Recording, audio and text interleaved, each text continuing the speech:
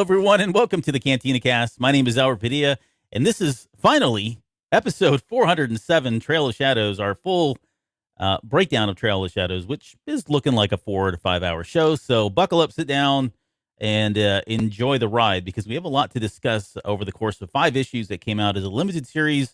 Really kind of helps wrap up all of Phase 1 as well, and gives us maybe more information about the leveler that I think we thought we were going to get, but didn't, and kind of did at the same time. So I don't know. We'll see. It's confusing. And speaking of confusing, Jonesy is here with us tonight.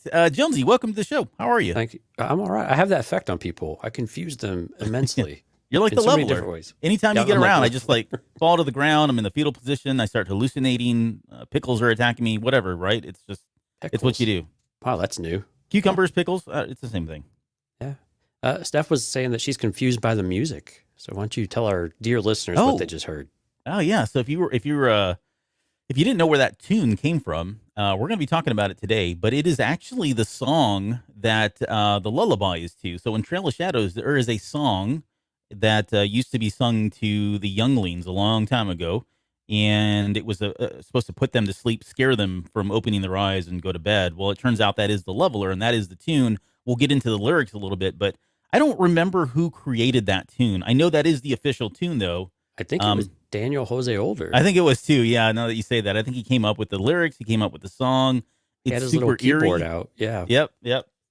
So we've got. I took that, lifted it, and stuck it in the credits because I felt, hey, why not? It's the only time that we'll get to use it. I think it will probably be the last time that we'll get to use it, unless we just run it for the sake of it. But but we've used it on some Patreon shows when we've talked about some of this, though. So I think that'll probably continue. But yeah, no, it's Thursday, so of course we get a lot of news on Thursdays, it seems, lately. So we had really big news when it came to Kenobi, though. So Kenobi, Mr. Ewan McGregor himself decided to go ahead and tell us that we are not getting Obi-Wan Kenobi on May 25th. Womp womp. Instead, we're going to get it on May 27th. Yes. And it's going to be a double feature. Yeah. So we got the first 2 episodes. I like to think that this is, like, some people are like, why the delay? Why the delay? I'm like, I like to think this is for us people traveling to Celebration. That's what I've been saying. Like, right? Wasn't really cool with the first date. I don't think it's probably that. There's probably maybe I it don't is. care. Maybe it's We're special. I don't care what you say, man. We're special. No, but it does work a lot better. And I'm fully prepared now for the massive watch party at Ewan's room. I mean, in the different rooms that we're going to get from this. Because if you remember, so Mandalorian, for those who may not have been at Celebration back in 2019, when they did Mandalorian, it was just a panel and we expected getting some footage, right? Mm-hmm. They had 3 different rooms going on for that. 3 different rooms. And so while Rise of Skywalker was in the arena, they had 3 different rooms. Now, not all the rooms got to see the same thing, unfortunately, but that's how big it was. And so I anticipate if they do something like this with the watch party, it's going to be huge. Like, they just got to have it everywhere, unless they can just have it in the giant arena. And then we'll see if they do this whole ticketing mess again, but which we have still no information about. Yeah. Yeah, that would be interesting if they did that in like the main lobby like that, in an arena type setting. Like the acoustics, I wonder how that would come out or how that would sound if you'd lose something. I like the way they did the Mandalorian one. It was still in a small enough room where sound was really good. I mean, we kind of were you with us on that one? Or I can't remember. Yep. I was right next to you. Yeah. Okay. I honestly, we kept switching. Well, our group was split. Yeah, our group was kind of split in that one. So yeah, there were a few of us watching that one. Yeah. But we were a little bit further back, but it was still, I mean, just the atmosphere alone was worth it. You know what I mean? Like, couldn't put a price on it, to be honest. So, right. But speaking of Celebration, we have another batch of people announced, of guests announced.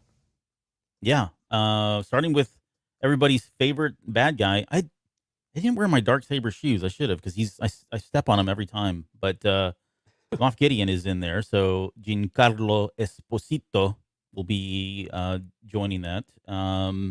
Looking forward to that, seeing him.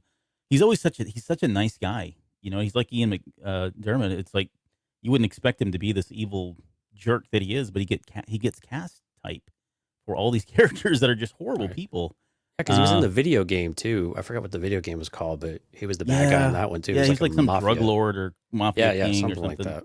Yeah, mm-hmm. But he plays the bad guy so well. Yeah, for sure. Omid Abtahi, and that's Right. Dr. Pershing. I don't know if I said that Pershing. right or not, but That's what I was pretty going to close. go with. Maybe Yeah, I Omid. think, Yeah. and I think we'll see more of him coming up in season 3. Right, he was captured at the very end of season 2, wasn't he? He was with them. I don't know we don't know what his fate was. Right. Jonas. We just call him Jonas. Yeah. We don't need to try to pronounce his last name. Chewbacca. Let's just call him Chewbacca, right? Yeah, Chewie. Chewie's Jonas is really cool. For those who haven't seen Jonas interact with fans or do panels or whatever, he's just like a big giant, ball of excitement, if you will. Yeah. And he's so athletic too. Man. Yeah, and he's so athletic. He's brought a lot to the character of Chewbacca too, that really has helped the character really get more animated as bringing a younger actor. And nothing as Peter Mayhew, of course, age is going to do it to us all, right? Right. But it was nice a bit of life there from Jonas when he started doing it with Solo. Yep. And then, of course, the Project Luminous team, which I mean, I'm glad they announced it, but come on, we kind of knew they were going to be there, right? So Claudia Gray, Justina Ireland, DJO, who we will be talking about tonight, Charles Soule, DJO, and Kevin Scott, and don't do that. And then several more, and I guess the several more is going to be the new batch that's coming into phase 2. I envision that they'll bring out this panel. They'll be on some panels, some stage, right? And then we'll say, halfway through, let's bring on the rest of the people that's going to carry you on into phase 2, and bring out what's her name, Cordova. Yeah. I forget her first name, but the group, George Mann. They'll bring everybody else on. That's how I'm envisioning that going. So. Yeah, StarWars.com did release a few other names. Some of the folks who did some of the secondary characters, like Ewoks and what's his name? Casey, somebody who played Chrysanthemum in Boba Fett. Oh, is also going to be there. Yeah. So there was a handful of characters there. So it's over there on StarWars.com. Just go through the news section and you'll see that. But all that came out today as well. And then we got even more exciting news today. So Albert and I tweeted that we got the Star Wars Brotherhood book in as an advanced copy. It comes out May 3rd. But StarWars.com went ahead and, like they did last week with Shadow of the Sith, released an excerpt. And it was a really cool little excerpt. It talks about Obi-Wan and his first encounter with a certain character that's one of my favorite characters. And so it's pretty neat. So we won't spoil it for you. But if you want to go read it, it's over there again at StarWars.com. You can just, again, click to the news and you'll see that there's a new excerpt for Brotherhood. And again, this is the book where Obi-Wan and Anakin are still pretty young, I guess. Yeah, Anakin's probably maybe a preteen, maybe a teenager at this point. Yeah, it's someplace before. I haven't read much of it. I think I put it right before Clone Wars. So wherever that time frame is, it's still very, very young. Right. So not as young as what we saw in the comics. I think that for that one shot, but definitely something approaching Attack of the Clones, somewhere in that range. But I haven't read it yet either, but I know it's on both of our slates to watch this weekend. But again, that comes out May 3rd, so get your pre-orders in if you're interested in some more prequel fun. Yep. I'm looking forward to it. I'll be cracking that book open officially this weekend while I've got some downtime. And then lastly, we want to just mention that if you have not had a chance to get caught up on our guest appearance on Tarkin's Top Shelf, we not only did one show, but we were so long-winded. I know, shocker. But we actually did 2 shows with them because we went overtime, and Jonesy and I had a really good time. So Mark and Becca invited us over to talk about the High Republic. We kind of go through phase 1, give our thoughts on pretty much all of the books, with the exception of maybe 1 or 2, like the children's books. I don't think we really touched on them, but it was a great conversation. It was just kind of nice to have that retrospective look back on phase 1 and kind of talk about the highlights and things that we loved. And we did a little bit of speculation going into phase 2, but I think everybody's guess is as good as anyone else's at this point, because we're going back 150 years. So who knows? Yeah, right. But well, that was the amusing thing, is that there were really kind of 2 parts to what we had planned on doing. When we were going to get through all the books that were in phase 1, and then we are going to get to more speculation about what was to come. A little bit about the authors or something like that, and some of the books that were announced. And in true Cantina Cast style, we got through the second part of we went a total of like 2.5 hours total between the first part and the second part, and still didn't get to the more foresight, the phase 2 type of discussion. So yeah. But good news is I think they're going to Celebration too. So here's hoping we get to do a little bit more work with them. It's a lot of fun. Mark and Beck are fantastic hosts. man, that two people that really know their stuff when it comes to books and really passionate about Star Wars. So if you're not familiar with them and you are into the books, certainly go give them a listen. And I know they're starting to keep up with some of the comics too. So go check them out. Tarkin's Top Shelf. We're in episode 185 and 187 is the newest one. Oh, we didn't make 186. What's in between that? Do you know? Oh, yes, I do. I saw this today. Now I can't remember. No, I didn't mean to put you on the spot there. Oh, yeah. Well, yeah. The show that was better than the one with Albert Jonesy, I think is what they called it. Oh, gotcha. Yeah, I think that's what, yeah. I saw that title come across my feed, so that makes sense. Yeah. They didn't even bother to tag us in that one. Yeah, that's all right. But yeah, go check those out. Go check out 186 too. We'll be all right with that. Yeah. You'll probably enjoy it more. listen to all of them. So yeah, absolutely. Hey, before we go any further, Risk has a good question. It says, what do y'all think the reasons are for the Kenobi delay? Jonesy, we talked Given about time to, they were really worried Albert wasn't getting a flight. And so they were like, man, we got to make sure that Albert can get there because he still hasn't booked a flight. And I'm not going to let this go every single time we're on the air. Hey, Albert, have you booked a flight? I've not booked a flight. Oh, surprising. I have a lot of points, though, so I'm not that concerned. And I keep throwing this out there, and yet no one is ringing my phone, but I am willing to pick somebody up, and we can make it a road trip. So, well, my opinion on that one, and we will get to your question here in a second, Cole. My opinion on that one is that, you know what, they can just put us on the radio while they drive, and they can turn it off whenever they want. But if you're sitting right next to them, yes, they don't have the same luxury. Yeah, you'll hear, I'll just talk Star Wars the entire time. Oh, so. It won't just be Star Wars. Oh, yeah. No, my friends, I have a wealth of knowledge. If you care to hear it, plenty of stuff to talk about. All right, but Cole, yeah. So we did talk about this a bit earlier. So I didn't mean to cut you off, Albert. You were about to enlighten us again. Nope, I was going to say the same thing. I don't really I haven't heard any good reasons as to why. We'd like to think it was because of Celebration and the fact that a lot of people, I know there were some of the bigger shows that are out there, had to reschedule and they redid their plans and everything because they were trying to plan around the fact that on that first day of travel, first day of travel for most, they were going to be premiering that episode. And so, we're thinking about that too. Like, how do we break this down? How do we do all that at the same time while traveling? Now it's moved to Friday, which is great. But now I'm thinking, well, crud, we've got to do 2 episodes now. Right? That on that Friday or that Saturday morning. So Friday certainly got a work cut out for us. Friday's going to be a long day. Yep.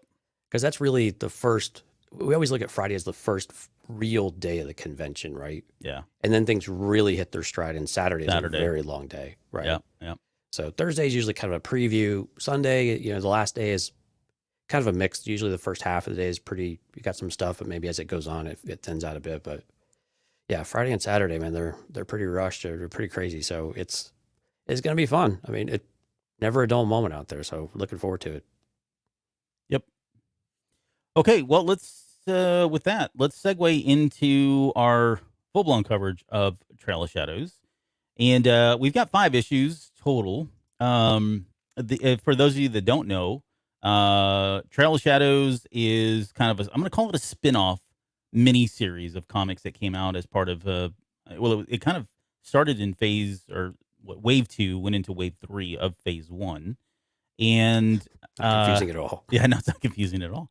But written by Daniel Jose Older, who we all know now, one of the prolific writers of the High Republic series, and then art by David Watcher. I don't remember, was he in this book consistently all the way to the end? I really don't know. We'll probably come across it as we're talking about it. I've got it pulled up here. So, but I say that because as I was going through and I was taking some screenshots of which we'll have a little visual here for you here in just a second as well, for those of you watching the feed or watching the video archived. But there were some moments in there where I felt like the artwork looked different and it wasn't as detailed at times, and so I just wasn't sure if they brought in a guest writer or guest penciler or did like co-pencils with someone else. But nonetheless, those are the 2 primary people that were behind this title. And I said it's a traditional event miniseries. And you and I, we talk about comics quite a bit. We collect comics. And anytime there's this summer event or mega crossover event where they're bringing all these characters in together, you generally have these spin-off type miniseries that are 5 issues long, 6 issues long, which kind of add to the story, but aren't really necessary for the main story. And that was very similar to the approach in everything, right? At least for my opinion, it felt like the High Republic they took that approach of kind of like the big crossover comic book series. So you've had the main title, which were the main book, the adult books, and then you had all the spin-off series, which were kind of like the junior novelizations or the junior books and mid grades and all that. And then you had the comics were kind of fitting in there as well. But this did introduce two brand new characters that we had not ever seen before. And it did have a finale. I think it certainly added to the story, but, and let me pause there because we'll talk about how we felt about the series in a second, but am I off in saying that was kind of the, were they going for a more traditional type miniseries event here? Yeah. And I think you had used the word transitional in the notes. And I think transitional was a really great word for the series because it very much bridged the gap and it gave you this is a book for us, I think. And this is a book for the people who are a little bit more in the weeds, or a series of books that are more in the weeds that want to get that backgrounding and get some of that, that lore aspect of things, right? Mm-hmm. And while it may not have given us as much, I think you were leading in with this, it may not have given us as much as what we wanted or expected out of it. I think there were some really good points that really did get at it. It really made you think, you were curious, you wanted to learn more. And I think that the way they built the characters and gave us a little bit more on Dr. Utterzon. There were other parts of it besides the leveler that I thought really worked pretty well. And as I was reading through it, especially if you read all 5, after now that they're all out, Right. It's a really good story. It's a really good story, and it flows pretty well. And you actually are kind of invested in it, and you feel good about it, and you see where it fits more or less within the timeline before Fallen Star. And so, it's smack dab. It takes you from what was it, Rising Storm, right at the end of that one, all to right at the destruction of Starlight Beacon, right? Yep. And so it's it really spans all of that, which again, the struggles to do this from time to time is that concept of time and how much time has elapsed. And they tried to do it a couple of times in the book, but it's still not overly successful in that way. But still, I really like this series, though. I thought this was a really interesting series. My expectations were a bit high in some regard, but actually fairly low because, like you said, usually these little, fill in the gap type of things usually have a lot of, they build you up to think it's going to be something, and you don't get much of that payoff. Yeah. But I think this one, there were aspects of it that I think did pay off. Maybe not to the level we were maybe hoping, but I think on some levels it really did work pretty well, and we'll get into a lot of that tonight. Yeah. I like what you did there, levels. Yeah, I know, right? And I would say I wasn't utterly disappointed, but I wasn't the biggest fan either. Oh my gosh. Get it. Thank you, folks. Good night. We'll see you guys next week. Okay, no, seriously. So that was a Utter Sound and Chandra fan joke for you Star Wars fans. Okay. So I would agree. Like, if I remove my biasness and remove my expectations and completely... You're not a Star Wars fan then. Yeah, exactly. What am I doing here? Drill out my headcanon. It's a good story. I loved it. Where I felt like I was disappointed is my own fault. Not a fault of DJO, not a fault of the approach or anything like that. But in my headcanon, I had already pitched this thing as we were and they kind of did a little bit, right? And it's maybe there, maybe it's not. But the whole X-Files and Star Wars. I thought there was a really good opportunity here for them to kind of go at the mysticism of the Force, and having somebody like Emerick, who is just, a devout follower of the faith, if you will, and you had somebody like Sian, or is it Sian? Let's go with Sian. I'm so wrong with pronunciations lately. I am not the one to ask anymore. I've been calling her Sian, so we're going to call her Sian. Okay. Ms. Holt. Yes, Miss Holt, right? With her, I thought they were going to go more of the a person, a man of faith, woman of science kind of approach, right? Right. Kind of like we had in the X-Files. They were kind of at odds, and one wanted to believe in everything and thought the universe spun on mysticism, and the other one was just like, no, it's all about science, and there's a perfectly good reason for all of this and what happens. And there were moments of that occurred, but they didn't really play into that very heavily. They didn't lean into it heavily enough for my own personal taste. And then the only other thing that I would say that was kind of like, again, to your point, like, it was a good story. I just felt like by issue 4, maybe even by issue 3, we started going away from these two characters as the primary focus, right? It suddenly turned into all about Uttersound. Now, don't get me wrong. I actually enjoyed this character, which I never thought I would say after The Rising Storm and some of the other books, right? Because he's a Right. jerk. But then you really kind of feel like you feel for him at the very end, maybe a little bit. But he's got a story, he's got a backstory, and it's a very touching and poignant and relative backstory that I was not expecting. But it felt like it was a little heavy handed at times, and so it felt like it suddenly turned into the Chandler fan kind of comic book series that I wasn't expecting. But what I liked about that, though, is there was a reason why he was going back, and it was what he handed her. And so I can't, with his wife. So I'm really excited. I'm really looking forward to getting to that issue as we talk through it, because that's something that unless you have read further on, you wouldn't exactly know what he handed her because it was shrouded in a cloth or something. But we have a pretty good idea of what it was. Yeah.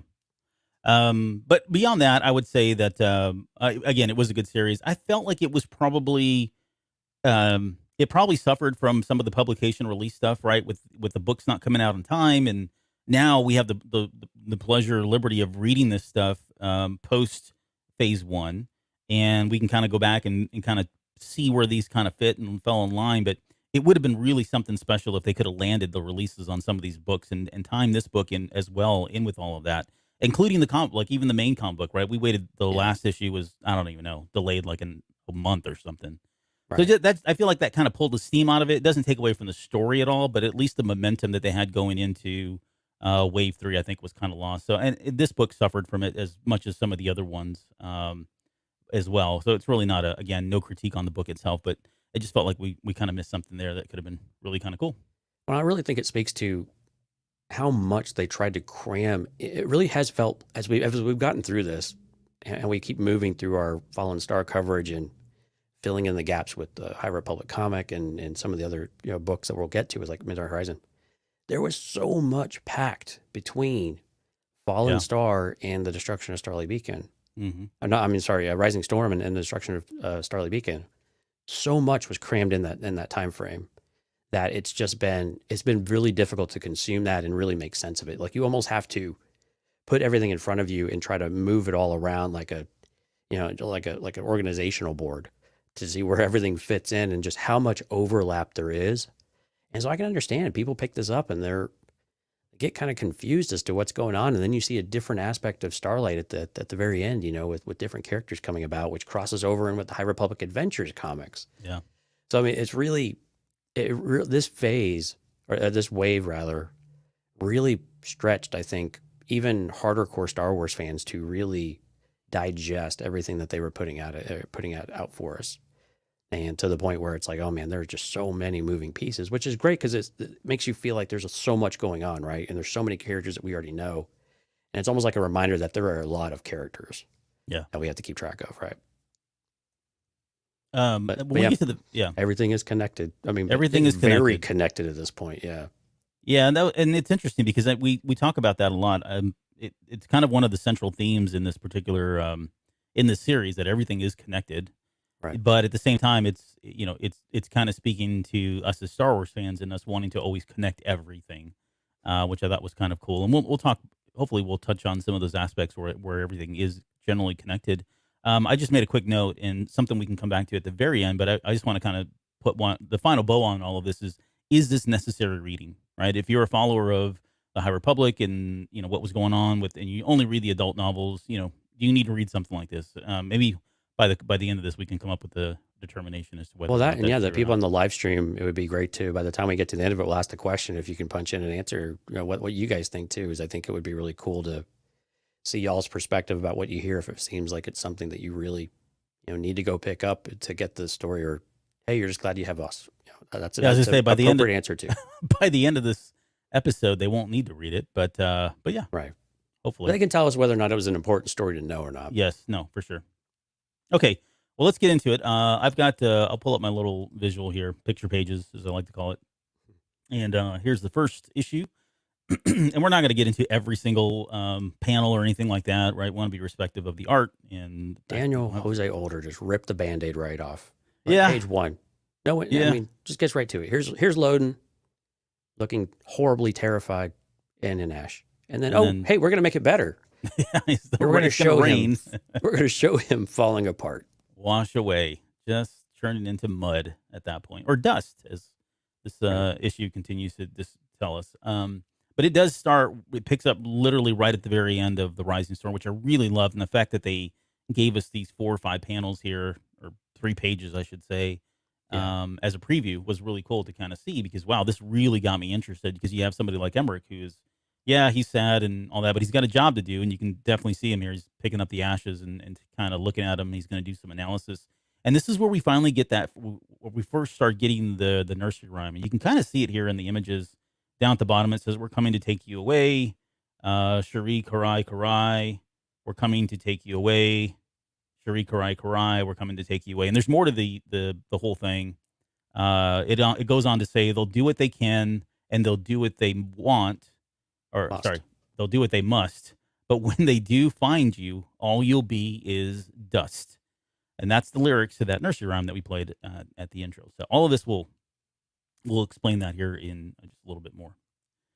But we open up with and so the way I thought we at least take this first episode, or the first issue, is we're going to talk about Emerick Caphtor in all of his story first, and then Sian Holt's story first. After that, I should say, because they are kind of told in parallel, and they're kind of flipping back and forth. And so without getting whiplash and trying to make heads or tails of it as we're discussing, I thought it'd be easier just to keep it all.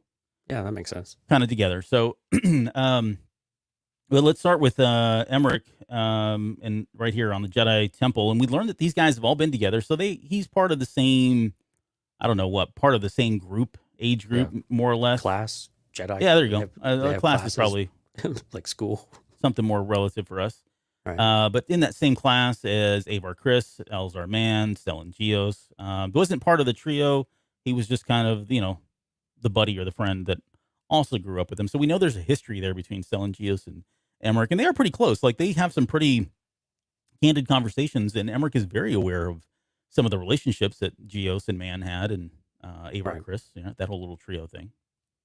But the most interesting piece of this is they're talking about the lyrics, and after, it segues into this image here where we see them kind of sitting down, talking, looking at data after the events of the Rising Storm, and particularly with Loden Greatstorm dying. But Stellan Gios, like, subconsciously just starts humming this song, right? That song that we played, and the lyrics, he's got it in his head. And for whatever reason, he can't put 2 and 2 together yet as to why suddenly this song is, an earworm for him. And they get into that conversation about who used to sing this to them. And it was an old, I'm going to go ahead, try to pronounce her name. No, I have no idea. How do you pronounce this? Vidyarivrikt. I think you missed a few consonants too. I probably did, right? Because this was like this, and the first name is just as hard. Yeah. But yeah, that comes a little bit later, because Emerick's like, man, why are you singing that? And of course, he's being the investigator that he is. He's, everything's got a meaning to it. Mm-hmm. Like, why would he only start singing this or humming it right after these series of events, right?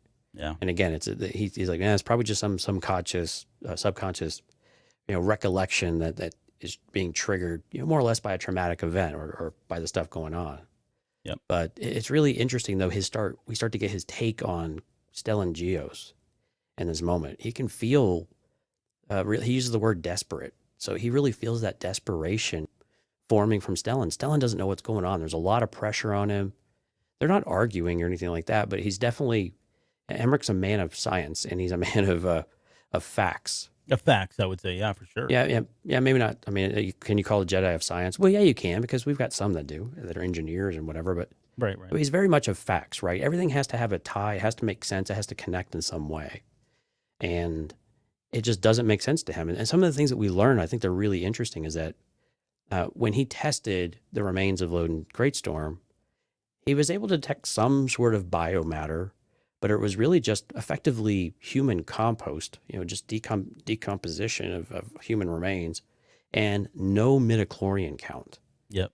Which was I thought that was really, really interesting, that there were no midichlorians, that the leveler actually completely sucked all of it out of Loden Greatstorm. I mean, that's incredible. I mean, the whole thing is a bit outlandish anyway, just how they suck the soul out of someone. Not that we haven't seen this, for generations of storytelling, but that would actually take your DNA of sorts with it is kind of an incredible idea, and especially with Jedi. It's just something that we never thought that they could actually lose. Yeah. And I think I hate to, I don't want to jump ahead and I don't want to make some strong conclusions here, but later on, and knowing DGO, his background, he was a paramedic, right? He was in the health industry prior to this. And so he gets to spin a lot of that into this, weave a lot of it into the comic book, I should say. But the way I walked away from all of this, and again, I could be jumping to conclusions, but the way I understood it now is the leveler has a way that it releases some kind of a chemical, and this chemical causes hallucinations, and while at the same time it releases a pathogen into the bloodstream.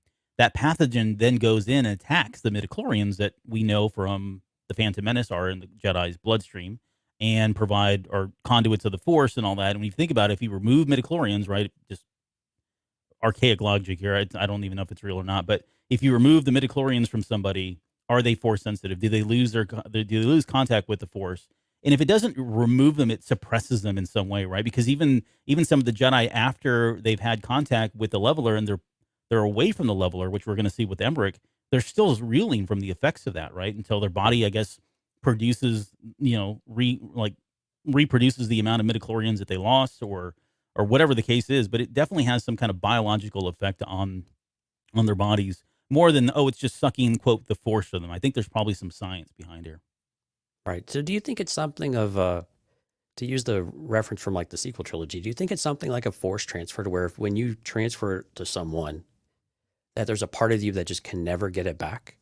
Do you think that's plausible? We don't really have any kind of context for that, or any evidence, or that we haven't had them say that, because most of them don't live long enough. Right. But do you think there's something, maybe not parallel, but there's something similar about the two, of how that works? Maybe. I mean, wasn't it Sian that kind of alluded to that as well? That, yeah, she was the one who really touted the whole chemical agent thing. I don't know if they actually prove that, but I think they were saying that there were similarities with how it worked, because right, how could it affect you unless it was an airborne type of pathogen, right? Right. They were able to pass it on to someone else. Right, but definitely with Tarek and Sarek is where we saw that. Right, yeah, but the Force is definitely this conduit for it, which just seemed impossible. But if you think about it, with Jedi, the Force is a conduit to a bunch of things for them. So why would this be this is a bit extreme, I'll give them that, but why would that be so far-fetched to believe? Right. Yeah, I'm with you. I don't think it is, honestly. So he's definitely got some distrust. I wouldn't say distrust, but he's not completely convinced that this is really what he saw. He was hallucinating, and there's probably some other reason for this. And I mean, again, just the idea that a Jedi could suddenly be powerless. I mean, come on, that's not even possible, right? There's got to be a more logical explanation here. Right. Yeah, like Skier, right? Yeah, exactly. And so Selen says, look here, we found there's a former Nihil base that was out there, and grab some troopers, head out there. This base was held in reverence for some reason. We think it could be connected to this thing. It's really the only lead that they have.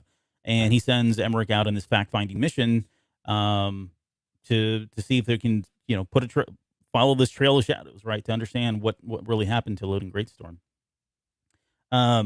We get to, let me see if I got this right. So we didn't mention this also. So we did at the top of the show, but as part of the story, this is the lady here. She's in, what is it, an Ungry? Yeah, that disgusting heads upside down creature from Star Wars that we've seen everywhere. But that's her there, and she's singing that little lullaby, and you can see Emerick here, and that's allegedly Stellan Gios' kids, and they're, they're cowering and covering in fear because of this song that basically says something's going to churn you to dust, and she's walking around singing it. So this is pretty frightening in itself, right? And it's really interesting. And so it's like, how does she know the song? Well, I think we're going to see her. I think she's going to be, after, especially coming off of this series, I think she is going to be a phase two character that maybe not pivotal, but definitely important. We're going to need a shorter name for her. They need to call her, we'll call her Old Viddy. Old Viddy. But yeah, I think we're going to see her because they do. We'll come back to that. I think in issue 4, they bring her back up again a little bit later. But yeah, there she is. I mean, who wants hugs from her, Yeah, that's pretty disturbing. I mean, literally, it's like her face is upside down. Yeah, those things are disgusting. So he takes his group of troopers, and Not heads very out. inclusive of you, Albert. Yeah, no, sorry. But they get to this Nihil base, and there are a bunch of Nihil that take off right when they get there. They end up getting into a skirmish with the ones that stayed behind or weren't out of there yet, out of the base yet. Eventually, they win. There's not really a whole lot to that. And his story, at least for the first issue, ends with him walking up to, what was it, like a cave, right? You can kind of see the top of the cave here. Yeah, it's a bit like a temple of sorts that's in a bunch of been damaged. But yeah, there's Q2, he's a little robot, droid that's an analysis droid and things like that. That's always his companion. Said that it looks like it was recently disturbed, right? So recently something was, then this is where they've been, right? And what was really interesting about it is that there's markings that Emerick cannot decipher on his own. And thankfully Q2 was able to analyze it and actually get an idea of what it was saying. And it's interesting. He's like, you're not going to like it. Yeah, but it was Shri Kare Kare. Yeah. And so the lyrics. It was the rhyme. And it just, I think at that moment I was a bit hooked when it came to that. Cause yeah. I mean, it wasn't surprising. It wasn't, something that was astronomically shocking or anything, but it was very much a like, whoa, okay. So there are definitely smoking guns kind of, if you will, around there. And if I'm Emerick, I'm thinking, man, that what Stellan is humming, man, that cannot be some sort of coincidence, right? Yeah. I mean, but again, he kind of still doesn't put quite together as we get, later on with it. But yeah, it was kind of a great end to the book here. This is actually one of the last scenes in the book, even though we've still got to go back and talk about Sian a little bit. But it was a good cliffhanger there. I thought it was really good. Yep. Okay, so let's get to Sian's story. And she's an interesting character. So again, she's not force sensitive. We learn that she is kind of like this. She plays in a band. What is that? Yeah. She's a night singer or a night lounge singer and a PI. Yeah. And she plays at the Midnight Den, the Baba Blank's Midnight Den, which is on level 1347 of Coruscant. So in the heart, where the people are, in this little swanky club here. But when she's not doing that, she's a private investigator. And while she's playing, she notices a particular person that she knows named Kiefer Branto. And it's this scruffy-looking nerf herder that you see here on the right-hand side. Not the blue guy that looks... I don't know what he looks like. I've never seen... I don't know what race that is, but I want more of them. It looks like Kelsey Grammer, but really short with a bigger forehead and blue. Like if Kelsey Grammer played... Well, he did play the Beast in the X-Men. He did. But he did.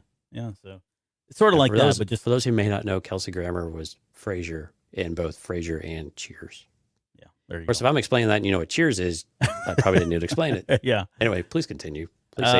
So Kiefer kind of looks like, so for those maybe listening, Kiefer kind of reminds you, dressed a bit like a Han Solo type of character. He's probably in his 20s, early 20s, but kind of a blonde, short kind of buzz cut with a little bit of tuft on the top, but with tattoos and stuff. So it was kind of your, smuggler slash, underground drug runner type of look to him, but a bit Han Solo-ish the way that they drew him here. Yeah.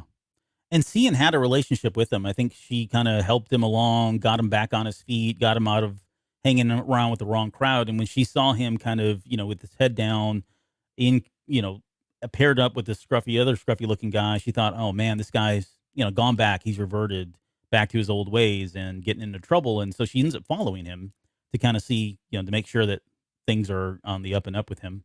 Right. They end up leading them. They end up going down to I don't know, it looks like they're in just the streets of Coruscant in one of these deeper levels or whatever. And she definitely thinks that this guy is taking a turn for the worse at this point. She's the one that vouched for him, so she feels responsible for him. Yeah. And that's why they put a tracker on him. Yep. So, which she's what are friends for? Yeah, I know. What a good friend, right? Let me put a tracker on you. And so she ends up confronting him in the midst of all of this, in this kind of job, whatever he's doing. And it's like, hey, what are you doing? That kind of thing. And Kiefer ends up getting really upset. Basically says, you've blown my cover kind of thing. And the next thing you know, I don't have a picture. I don't know why I didn't. Oh yeah, I got it right here. This guy's massive. Now he's was that Tarnab? A Tarnab, yeah. Yeah. I don't remember them being this large. Is he just like a giant, or are they all that big? Because we only have Veter. Like Jedi Master Veter is one, and I know we had one in I don't know, The Phantom Menace or one of the prequel movies is I think where they first showed up, but I couldn't remember them being this tall. but they're huge. This one definitely seems larger than life. He is physically imposing. Yeah, he's pretty big. But this Tarnab suddenly appears out of nowhere, kills his little blue buddy. I think he does, if I remember correctly. Yep. And they try to get out of there. They try to get out of Dodge. This guy's, again, a force to be reckoned with here. And it turns out that I can't remember what happens to Caphtor. Does he fall? No, so he shoots Caphtor, and I think Sian gets injured. Yeah. I think she gets shot in the hand or something hurts her hand, but she's able to scare him off when she grabs her blaster and is able to shoot him. We don't really see what kind of damage that does to him, but seems to save her life, and she passes out. Yeah, it's enough to run that Tarnab away. Whose name is I don't know if we get it here. It's Arathab Fall. Yeah, or Fall. Arathab Fall, and he comes up a lot. He's going to be one of the main characters. Yeah, he's in the story throughout the entire series. Yeah. So, but it's enough to make him run away, and so we end with that same kind of panel, right? So, back to Emerick, who sees the lyrics in that language above this cave entrance, kind of temple entrance type thing, and it ends with on the bottom part of this particular panel, you see Sian here, who's, you don't know her fate. She's just fallen over. She's got her blaster. She's taken some damage, and Caphtor was shot. I don't think they ever come back to him. That's the weird thing. I think he's dead. No, he's dead. He's dead. Okay, fine. We'll mark him off as dead. And that's how when you get to this point, I was like, man, how are they going to bring these people together? Mm-hmm. Because they could not be in complete. I mean, they are just. There's nothing linking them at this point. Right. Absolutely zero. And so it was very. I was unsure where this was actually going to go, and like, okay, we've only got 5 issues. Like, how are they going to do this quickly? But yeah, they don't waste any time when they get into the second issue. Yep, and let's not waste any time and talk about this next one. So this is why is it doing that? Hold on here, what's going on? It's not showing it's cutting off the tops, cropping them, but that's fine. So issue 2, Trail of Shadows. So we get the time jump. And we knew this was going to happen because, again, this picks up at the end of the Rising Storm and finishes at the end of the Fallen Star. So we get a time jump. We see Emerick here. He's kind of doing the proverbial, I've got all these screens. It's like the futuristic version of the pins on the map, right, with string and pictures and all of that. But he's running through all of the data and all of the analysis that he's made over the course of weeks, if not months at this point, spilling over them and trying to make sense of it all, and is really coming up with nothing. Like, he's completely lost track of time, doesn't really understand exactly what's happening. And at the same time, we're getting in parallel, we're getting Sian's kind of story where, since she was shot, her hand has been, she was shot in the hand, and now her ability to play has been kind of hampered. They're both kind of living in fear to some extent for different reasons. But nothing for either one of them has been the same since that day or that event that we saw there at the very end of that first issue. But so here's how they get brought together, which I thought was interesting. They both get a message from Lena So, of all people, the Chancellor of the High Republic, calls them in and says that they have something in common. Right? They're kind of on the same trail and they don't realize it yet, which was like, okay. So we get that. We pull over or fast forward to them showing up on Coruscant. And we get what I thought this is a very cool shot because we get to see, what's your face over there? Yeah, Gira Staros. Yeah, little slime bag traitor. Well, and her and Stellan are definitely contentious. At this point too, or Lena's telling them to cool it off, you two. So it was good to see her on the page. And this is about it. We don't get much else from her, but you could definitely tell that tension's still there though. It was really good to kind of see that though from a really stark call back straight from Out of the Shadows. Yeah. And so Lena So kind of says, look, you guys are on the same trail. And the reason I guess the thing that's what was connecting them both is Branto, that little guy that was, that died in that first issue was actually somebody that, he was actually working undercover. So he was running around with some bad people, but he was working for Lena So. Like, he was working undercover for the Republic. And he was deep undercover at that point. And what they were trying to do is track down the sale of a black market item that would, that was coming from the Nihil. And whoever got their hands on this thing would be in a position of power, right, against the Jedi. And so for them, I guess the logical connection there was, okay, maybe this is one of these things that's, what do you call it? One of these things that they don't know the name of it yet, but it's one of these things that's impacting the Jedi and making them lose connection with the Force, right? So that's the glue that kind of pulls them together, which... and it's this, you mentioning how distinct the Tarnab was, and it definitely, he sticks out like a sore thumb, right? Mm-hmm. And it's that Tarnab that continues to kind of surface of, well, that's the one unique identifying character that you can't hide that type of person. And it turns out he's on that black market side. He's not with the Nihil at all, but so yeah, he definitely sticks out. But the black market is very much aware of something. Although I'm curious to get your thoughts a little bit later on about what it is they think they're actually buying, though. Yeah, I don't, and it's a good question. Well, I'll save it, but yeah, it's a really good question because I don't think they ever really know. They don't really specify. Yeah. No. But the reason this Tarnab, Arathab Fall comes in is he's actually the seller's agent. So there's somebody in the Nihil who is churned against them and is selling this weapon that's from the Nihil. And this guy is the seller's agent. So he's going around and negotiating these things on behalf of this other person. And so that's a mystery that we're still we'll get to here in a little bit. But this whole weapon is kind of the MacGuffin in the story throughout all of it. Although it is legit.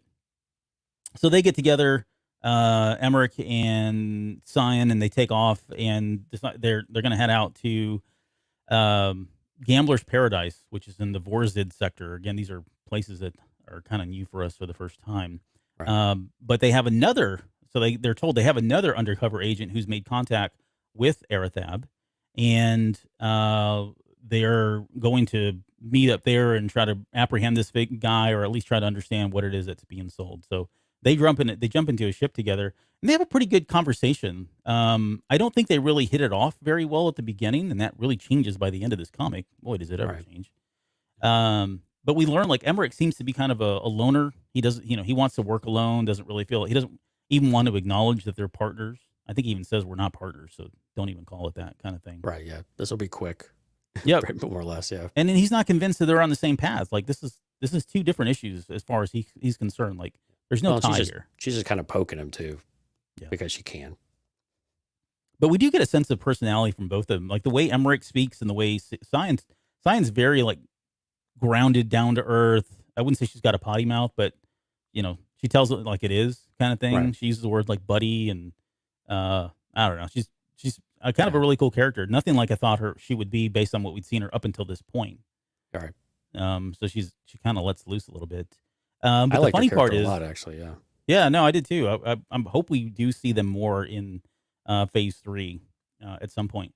But the funny part is, she makes a very good point of like, okay, they're going to go undercover, and yet he's walking around these Jedi robes, and like, dude, you got to ditch the robes. There's no way, he's like, what's wrong with the robes? Like, I'm paraphrasing, but, and so then he puts on this ridiculous outfit, which it looks like something out of Solo's.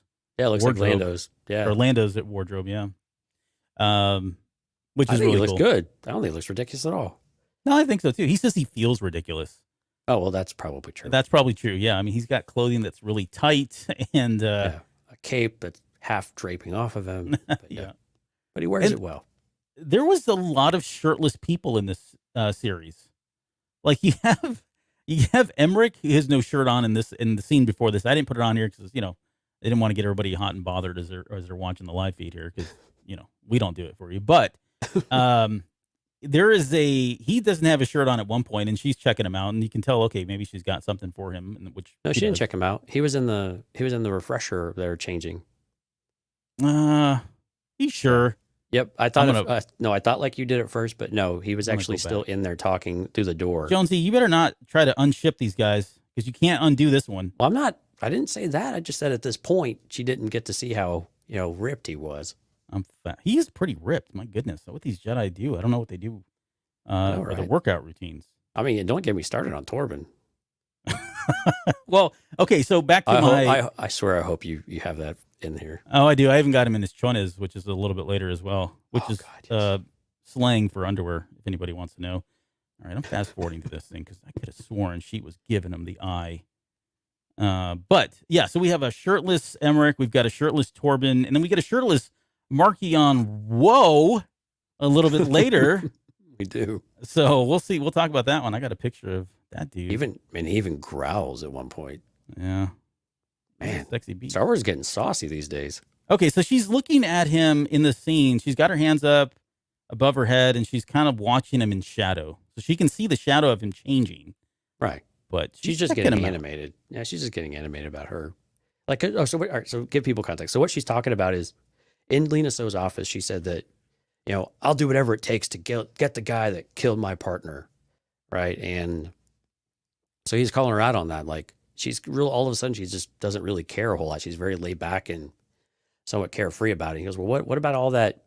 Gonna get the guy that got my partner? And she goes, it's just for show. If the client thinks you've got more personal investment in it, that they tend to feel more confident in you and they tend to pay better. Yeah. So I'm like, all right. But no, it was through the door. It's Albert, I'm so sorry. And I'm very sorry to Lauren. Oh, whatever. Oh, did you hear? She's like, you have convinced me to read this comic yeah, because of Torben Buck in his underwear is what did it for her, I guarantee. It probably is. But yeah, I mean, if this sells Star Wars, I mean, we'll cover more shirtless Star Wars for you guys if this is what it's going to take to. True. We need to do the Swolo dissection. We'll do a scene analysis of just that scene, of his heavy breathing in that scene. Right. Okay, enough of that. All right, so they get dressed, they get down to the planet, and they come across the scene to meet up with the agent, and come to find out. Now, in the comic book, we get to see what happened prior to this, but for the sake of storytelling today, we're just going to fast forward here. This poor sap is dead. He's a Powan. Didn't make it. He was. You can see him there. He's got a big hole in his chest there. Excuse me. Yeah, the Tarnab ripped through the door, sliced right through him. The Nihil came, and so he thought he ratted him out. So the Tarnab just ripped through him. They exchanged shots, jumped out the window, and he's gone. Was on the run. Yeah, yeah. And this is like the only. Well, I want to say maybe the only scene that we get where they're doing like some heavy, like true detective type work, and they're working really well together. We don't know how long. I mean, it's been months and weeks and all that since that first encounter, but this is their first real mission together, and they kind of hit it off really well. You can tell they kind of gel and they play off each other really well. But within a matter of seconds, they're able to discern that there were multiple attackers because of multiple blood types, and it was a hard fought battle. You can see the door there on the floor; it's got claw marks, so they were kind of able to discern that. Emerick mentions them using different types of blasters and not just the same blaster because of the blast holes and all that. So they get into some like real detective type work and analysis here. But they also get wind while this is kind of going on that there is some more. There's a rumble going down, if you will. The Nihil are been reported down the street somewhere, and so that's what gets them to leave here to go figure out. Okay, is this all kind of related? Is that Tarnab now confronting Nihil, or are they all together, that kind of thing? And so they leave. What we missed, or what we didn't see, was this whole scene here that I'm showing now, where this agent. Did they ever give him his name? No, I don't think they did. But again, he's the Powan, so he's kind of like the Grand Inquisitor. And he meets up with the Tarnab. So Arathab is right here, and the Nihil show up, of all places or all people. So the Nihil have tracked them down here. And we're going to explain all this here in just a little bit as far as why the Nihil suddenly showed up. So we then go back to what's happening down on the streets, I guess, on this planet. And sure enough, here's the Tarnab. You can see him kind of hovering in the background here, Arathab, and he's attacking those Nihil out in the street. They're kind of getting into a fight until Sian and Emerick show up. And I wanted to see more of this. Like, I wanted to see them in action together. Yeah. And I don't feel like we got a whole lot of it. We had this scene. I think we get one at the very end of the comic. But again, that's where I feel like I don't know. I really wanted them to stay focused and tight on these two characters, and they didn't do that as much. But again, that's just a story, and that's what it is. So I think they probably just ran out of things for them to investigate and actually have the story wrap up in some way. But yeah, she's kind of cool. Got like a little shotgun or something going on there. Yeah, she lights a guy up. Pump action blaster. Yeah, right. Nerf blaster. But no, she lights a guy up right in his chest. Um, so yeah, they put a tracker on Arathab, who gets away on a speeder bike, and then fast forward to the very end. This is the last panel on issue 2, but they are using Q2 to kind of track that. Or was it Q2? Yeah, Q2 to track them down, to track down Arathab, and it turns out that Arathab is meeting up with his agent, who it turns out to be none other than the Chandra fan, Uttersound. So this was a big. I was not expecting Uttersound to be the the mastermind behind all this, or the defector or the traitor, especially the way we saw him so subservient in like the Rising Storm, and he seemed just like one of these devout people. And we come to find out he's much more complex, and he wants to be taken seriously as a doctor, Jonesy. Right. Yeah, I don't know why he can't get any respect. It's I love what he says later. I'm a doctor, damn it. Oh, I got it. Don't worry. We're gonna. Yeah. I have the picture of it. So I got to admit, at this moment, I was like, oh, I don't really care about, because like what you just said was really kind of how it was. It seemed really subservient, kind of cowers away, and it seemed like there was something more there, but it wasn't interesting enough, and he was just getting, just kind of pushed around all the time. So I wasn't really feeling all that excited about the potential of this character, but I was really, really wrong. And I really like where this character ended up going. I'm always happy when I can say that. Yeah. We skipped over one part, and I do want to just touch on it very quickly, but they had a really good conversation when they were on their way to the Vorzid sector, Sian and Emerick. Mm-hmm. And she was asking him about this revenge. Right, revenge of the Jedi seeking revenge in her mind, that her eyes, that's what they're doing, because they're going after the Nihil. And of course, you can't help think of Revenge of the Jedi, and that whole what was originally going to be called Return of the Jedi. Excuse me. But in his mind, the way Emerick and I would assume the rest of the Jedi reconcile this and sleep better at night is by saying that they're just taking preventative measures, which sounds like a Queen Amidala. What is it? Aggressive negotiations. Aggressive negotiations, right? It also sounds like, assassination's a preventative measure too, but yeah, he's definitely referencing and they're talking about all of the strikes that the Jedi have done back to the Nihil, especially since Valo. Yeah. Right. And the counterattacks. Yeah. Yeah. They've kept hitting them back, and they pushing them back. Of course, that gives them this false sense of, of accomplishment that the war's pretty much done. But yeah, it was different, take on it. And she's like, well, hey, whatever helps you sleep at night, totally cool. No judgment here, but just call it like it is, guys. Right. She's just very plain spoken in that way. Mm-hmm. But it does show you the Jedi just not willing to completely take total responsibility for what they're doing, and how that conflicts with their moral and ethical code. Yeah. Well, it is interesting. Well, it's a difficult line to jog. I mean, on that one, right? Yeah. Because if you don't act, then you're ridiculed for not acting, right? But right, anyway. Right. They have a sense. They have an obligation to do something. They can't sit idle and allow the Nihil to stay around. But I think, to her point, she may be looking at it through a different lens, and just how aggressive they've been on this. And we talked about this. I mean, if they're the Nihil at this point, the Jedi at this point are starting to, if not already, in fear. Right. They're counterattacking, but they're also it's a bit of self-preservation, because they know there's something out there they can't contend with. Right. So there is a sense of urgency there on their part, I would say. Okay, so we get into issue 3, which is called Cold Comfort, which is how I like to describe Marquion Rowe shirtless. And it opens with, this is the issue, Lauren and Steph, so you'll see that here in just a minute. But and I can see this is the one where you probably was there a different artist involved?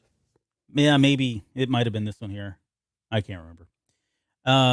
But we get this scene here, and there's a lot of text here. We don't need to get into all of this here. But in short, they're kind of summarizing some of the events. And I think there's a time jump here a little bit as well. Like, I don't remember how much time is jumped, but they to kind of summarize their whole conversation as they're walking to this club again that Sian is going to perform here in just a little bit. Lena So's inner circle is compromised, so this is another reference to Gira Staros, not Star Wars, who is kind of the traitor on on that side of it all. Right. And she gets to that conclusion because the agent that they found on the other planet, whatever it was was sold out basically. How else would anybody have known he was going to be there unless there was a mole? Yep. And they also confirmed that Uttersound is working and trying very hard to betray the Nihil. So it's not even like he's trying to defect in any way. He is like, he's got something against the Nihil. And we get more about that. But he gives us exactly who he is a little bit later on. Yeah.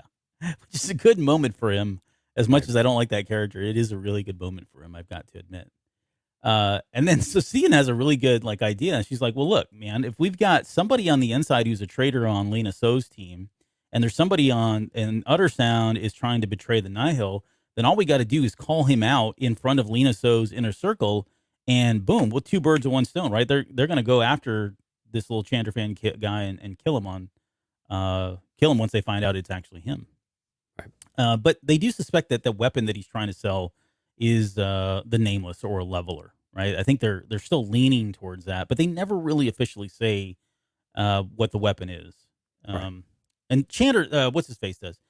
Uttersound says it at the very end, towards the very end. He finally says that we were trying to sell one of these things on the black market. Because if you think about it, if you were a crime syndicate, one of the bigger ones, right, and you had this thing, then maybe you breed it, maybe you clone it. You have an army of these, and you've just negated the Jedi, much like Markian Ro's doing. Okay, so we get into her doing her little gig. I love that look down here. Yeah. Of Stellan Gios and Emerick looking at each other like, are we really going to do this? Are we going into a club, late at night, and is this really what we should be doing, kind of thing? Having a drink, watching a drink, sing, and play, which they do. Did I get into? I don't think I did. Oh yeah, I did. It's a little bit later. But here you go. And I didn't get the front of the shirt, so I'm sorry for you ladies, but or men, whoever is interested in this thing. But here's Markian Ro, and so I got to say something, and I know I've been talking about Markian Ro shirtless for way too long now. Yeah. However, I didn't.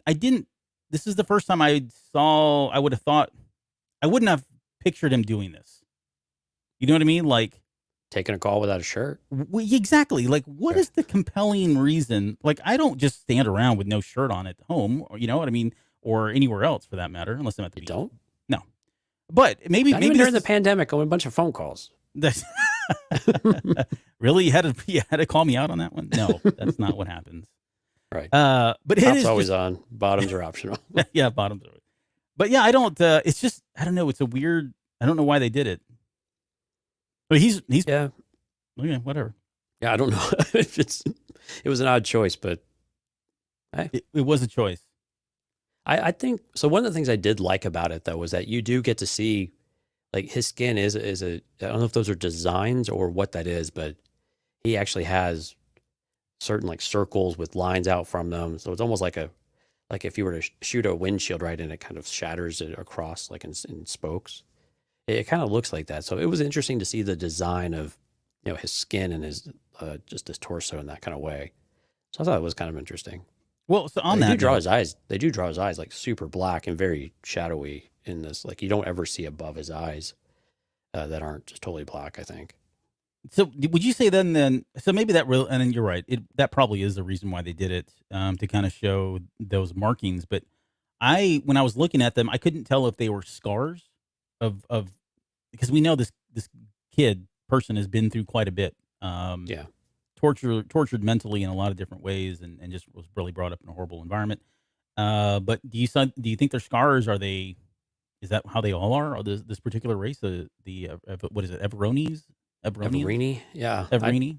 Yeah, we don't really have any context as to what that might be. I'm with you. I think it might not necessarily be species markings, and I have a feeling it's more scars. It's kind of how I want to go. We know that Asgar put Markian through hell. We just haven't seen it. We've seen pieces of it, but we haven't really seen the core of that story quite yet. And so it would not surprise me if they were all somehow related to his dad, even if they weren't done by his dad, but just the results of putting his son in very precarious positions in order to build his strength. Yeah. You're gonna try to find it. No, I was trying to. It was bothering me. I couldn't take it anymore. Okay. That bar at the top. So OCD kicked in. Yeah, I hit my limit. Right. But yeah, I think it's more. I think there's more to it. I think it's something to give us something to talk about. Of okay, well, what has Marquis Rowe actually been through? Yeah, physically. And there's a lot more. Yeah, physically, and which again reinforces the mental instability we know this guy has. Yeah. So the point of this scene, other than that, is he's reaching out to Uttersound because he knows, like, he's heard winds that Uttersound is the one that's betrayed him. He doesn't trust him, and so he's basically calling him out and saying, "Hey, word is there's somebody out there trying to get one of my weapons. We may have somebody that's a rat. Do you know anything about?" No pun intended. Do you know anything? Sure. Right. Do you know anything about that? And he's like, "No, I don't know what you're talking about. I've never heard of such a thing. And, I'll be definitely on the lookout for this tarnab that is out there. I hate the tarnabs, or, disgusting creatures kind of thing." So he's trying to play dumb and realizing, holy crap, my cover's blown here. They're on to me, kind of thing. And at the end of the conversation, Rowe is like, "Okay, I don't believe him at all. Like, he's definitely something's going on with him." And so he assigns some of these Nihil are really cool, by the way. Like, these aren't your the average run of the mill Nihil. These seem like these are like enforcers. Yeah, exactly. Yeah. Well, not to be confused with the enforcer droids we've talked about before, but they're definitely physically imposing Nihil. I think one of them is a droid. Yeah, but one of them is definitely that's a one big dude. And we can kind of see the markings on Marquis on here. Yeah, you can see him there, like the scars. I should have brought that up. I didn't really think to do that, but yeah, he's definitely got entranced just thinking about it. You're like, well, I just can't get distracted on the show. It's gonna be too much. It'll be too much. Yeah. You'll see me flustered and red cheeked, and it's just embarrassing for me. So understandable. So yeah, he sends them on. He tells them to go ahead and track down. Yeah. The. But he doesn't want him killed though, right? Because he's like, if he knows something, we need to know what he's saying, or know what he's doing, rather than just kill him, and then we'll make him suffer a little bit later on. Look at that guy. He's very bald. It's just eyes. It's kind of spaced out. I don't know. Sorry. Okay, so we cut it back over to the Vada Blank's Midnight Den with Sian Holt on keyboards and the rest of the crew there. And she's doing a swanky cover of the nursery rhyme, which I thought was like, that's very insensitive, but maybe not. She didn't know any better. No idea what it means yet. Yeah. No, she does. Still, that's a bit dark, though. Yep. But definitely is playing that song, and they're doing like some cover version of it here. And this is where we get a lot of information. I thought this is kind of a dense type table talk panels. Table talk with Stellan and Emerick here. Mm-hmm. But I think the key takeaway is this piece. So Dalna, my goodness. So we need to go back and talk about Dalna in some way, because I don't know if you've noticed now, but every single book, everything has a connection to Dalna. Every book, it's almost in every one of the High Republic books now. They've mentioned Dalna in various ways. It's not even the same thing. But we come to find out that so this, Stellan Gios, when they brought up the Ungry, nursemaid V, we can't pronounce her name. He went ahead and did some research, and so he went to the Jedi archives and wanted to figure out, okay, who was she? What did she know? Or whatever. And he says, I did run into some areas of the archive regarding Dalna that had been deleted, which I must say is quite unusual. And the reason why the reason he got to Dalna was because that's where the nursemaid V was from. She was a nursemaid that came from the planet of Dalna. So somebody's jacking with the archives. They're covering up something, right? And this is kind of where we've kind of already speculated this on previous shows, but when we do this 150-year jump, this is all going to point to this stuff and the cover up that somebody did. Someone knew about the Nihil. Someone knew about the leveler and the power it had, and it got brushed under the carpet, right?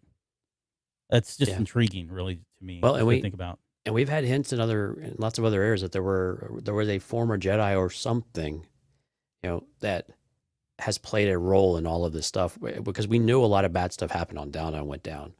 We learned that from, oh goodness, what book was that? Mission Disaster. Yeah. Oh, no. We got it from, no, I guess maybe what was the one with all the kids? It was one of the previous ones to that. Oh, Test of Courage. Test of Courage. Yeah, weren't they on the planet? Yeah, well, no, it was a Dalnan delegation. Delegation. That's right. Because they were considering joining the Republic, but they don't like to leave the planet. There's been a lot of bad blood with them and the Jedi and the Republic. So on and so forth. There's a huge history there Yeah. And we've only got, man, the tiniest of sprinklings of information about it. But yeah, clearly some stuff went down, and it does not make the Jedi look very good. Yep. It's kind of the long and short of it of what we know so far. Yeah. So the plot thickens on this one, as far as where all this kind of leads. And again, everything seems to be pointing to Downa, so we'll get some of that a little bit later. There's some other things that kind of come up in this conversation. We get confirmation that Stellan Gios and Avar Chris had a thing at some point. Emerick is well aware that they did. Well, he doesn't know. He doesn't want to speculate. He doesn't want to, but come on, he knows. Because him and Sian talk about it a little bit later too. Yeah, they do. Well, I don't know, and I don't care. Maybe, who knows? They may have all had a three-way for all I know. It just doesn't make any sense. I mean, basically what he says. No. Yes, they're just budding teens that, they switch and all that. But no, come on, Jedi. Let's see. We also learned that Sian and Emerick are starting to really. He's got a good thing for her, right? And this comes out a little bit later, but they work really well together right now. Right, but hold on. I don't think Emerick even got the reference, or if he did, he was really good at playing it off because Stellan makes a comment. And it doesn't seem like the only one who's gotten close, right? And then Emerick starts just talking about the case. Like, well, every time we make progress, we fall short. So it either goes right over his head or he's just really good at ducking and dodging. No, I think it goes over his head. I think so too. Yeah. I think he's just having a hard time coming to terms with the fact that he's fallen for somebody, or starting to, anyways. Well, yeah, I don't know if he has yet, but yeah, definitely. Something. And then this whole little scene is interrupted because there's been another attack. And so Stellan Gios steps out, comes back in, and that kind of segues into this next scene here. Sian and Emerick head out to, I don't remember where they went, the Starlight Beacon. That's where they're on Starlight, yeah. Yep. And this is where, now we're crossing into the events that are occurring in the High Republic comic where Keeve and Tarek and Sarah, or Keeve and, I think it was Tarek, went undercover at the Nihil base and then ran into the leveler themselves, and that put these guys in this kind of calcified state. And we get, so there's verbiage in here that you guys can read, but we just get confirmation that their bond is what caused it, but their bond is also what prevented them from, or I guess saved them as well. Yeah, I don't know that I completely follow that line of thinking, but that saved them. I know, although they were able to get to Keeve and Tarek, which did save their lives, but they keep making it seem like there was something more. Yep. That it kept it at bay, but it just doesn't make sense because it's not really clear at the very least. Yeah, and I don't know if there's something about their blood or their biology, because I think they're getting really into some, again, in my opinion, I think they're going to get into some science and all of this. And so maybe the fact that they are twins, there's some genetics or the force bond across the galaxy is something else. I mean, for this to happen, right? Yeah. So it's very, very interesting. But I like that we got back to Keeve, though, and Keeve's pretty shaken about all this. This really hasn't been that long, since this happened. It's actually been pretty quick. And we also get to see a bit of a more human side of Emerick and the shot you just brought up. And I think this is where Sian kind of takes note of that. The Jedi are compassionate. They're not just robots. And I think that's how she's viewed Emerick to some extent, was he just kind of does his job, and they're very stoic and they're very down to business, and they don't really have a whole lot of social skills or personal life or feelings or emotion. And Keeve just kind of jumps into his arms because she's just trying to keep it together. Yeah, and this is a very poignant scene, but it also comes back a little bit later. It's referenced a little bit later in this particular issue. Yeah. But you're right. I mean, the Jedi here are very different. They're much more in tune with their feelings, and they don't try to push them away or deny the fact that they have them. And I didn't show the panels leading up to this, but Keeve is, like you mentioned, she's sitting there and she just looks like she needs a hug. Like she's had no one to kind of speak to about this, right? She's probably still got tons of emotion built up, and right. And if we think about what came right before this for Keeve, sorry to interrupt you, Albert. No, you're right. So what came right before this with Keeve was that Avar was losing her mind trying to hold Lorna D with the Force. She was trying to escape on her ship. If for those that read, if you remember that, and Keeve, like Skier's trying to help get Keeve and Tarek, and I mean these guys just need a hospital, and they need a hot cup of cocoa and stuff to really get over this. And Skier's like, they're in no shape to help. And Avar's putting all this pressure on her, like, no, the Force will provide. She needs to get to work. And we talked a little bit about this in Jedi's End, the High Republic we did a couple weeks ago. But that is the event that happened right before this of when we come back and see Kyiv. Mm-hmm. So she's really not in a great space at all. Yeah. They don't call it the Hug Republic for no reason. There's lots of hugs lots of hugging happens during this time frame of the Jedi. So happy hugging happening. Yep. Okay, so we cut back over to Tarnab, and now he's attacking the what's his name, Uttersound's ship. Is this the right one here? I'm gonna make sure I got the right one. Yeah. Excuse me. So Uttersound is playing. There's a whole scheme that he's got going on here, right? He tells Arathab to come out, attack his ship, so it can look like he was, killed or attacked, and that way he can hopefully trick Marchion Ro into thinking that really he's not behind all of this, that he's got the wrong person kind of here. So that's what happens. Tarnab comes in here, starts laying waste to these the Nihil. He's also using path technology. So Uttersound has outfitted his particular ship with some path technology so he can just appear out of nowhere, which is what he does.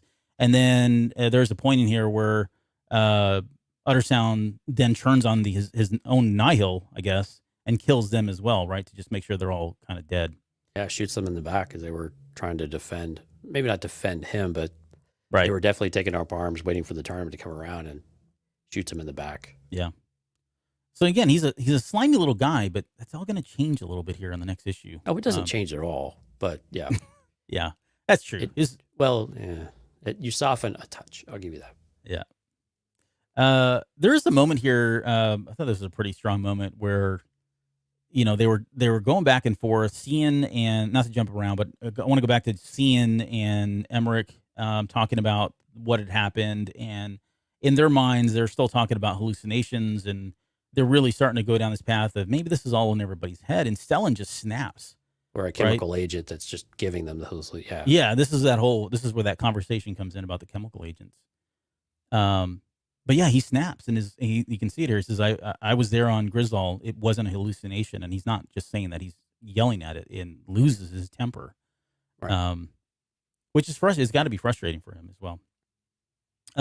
Okay, so I forgot to mention that. So going back to what was happening with Uttersound and the Arathab, they're then suddenly boarded. The Nihil shows up, and it's none other than the Squall Spider. So if you guys remember the Squall Spider, that was the ship that Udi Dis was flying along with Marchion Ro. It's kind of Marchion Ro's ship, I guess. It's his own personal ship, if I remember. Yeah, it was in High Republic Adventures, I think, for a while. Oh, yeah, that's right. Yep. Yeah, and where he was definitely on it most of the time. Yeah, we got a cool breakdown or a cool image of that too, like a diagram of showing where all the stuff was. But anyway, so this cruiser shows up, the Squall Spider shows up. You can kind of see his ship down here, Arathab's ship a little bit. He ends up taking off right before they board. And when these Nihil that Marchion Ro had sent out to go bring back Uttersound show up, they see that he's laying there, and he looks like he's been shot, beat up, lacerated, right? Going to bleed to death if they don't, do something quickly. Marchion Ro considers going ahead and just killing him, but then figures, no, let's just bring him back and whatever. So he wants to. He even says it right here. Here you go. Yeah. Oh, yeah. Here you go. I knew I had a picture in there. I just didn't remember where it was, but there he is. But yeah, you can see these, like you said, he's got these markings of like shattered glass, like tempered glass of some sort, right? Like a windshield, where it kind of spider webs. He's got one there. He's got one over here, on his arms. It's very interesting what happened to this kid. But yeah, he's talking about Uttersound, that he's maybe he's not connected now. So he's got a little bit of doubt, given that Uttersound's laying there, bleeding out, half to death. And he says, go ahead and keep him alive for now. So they do. And the comic, this particular issue ends with really kind of cool moment where Emerick is giving Sian kind of a tour of Starlight Beacon. And I didn't get all of it. It was not a date. It was a date. It turned into a date. It did turn into a date. It was actually very sweet. Like, it was a one pager, but it just had panel after panel of him showing various aspects of the thing. It was definitely a Tate. Yeah. Well, and we got like there was a moment in there where Jamaram is like running by when they were doing what was the race? They were doing that race in the High Republic comic.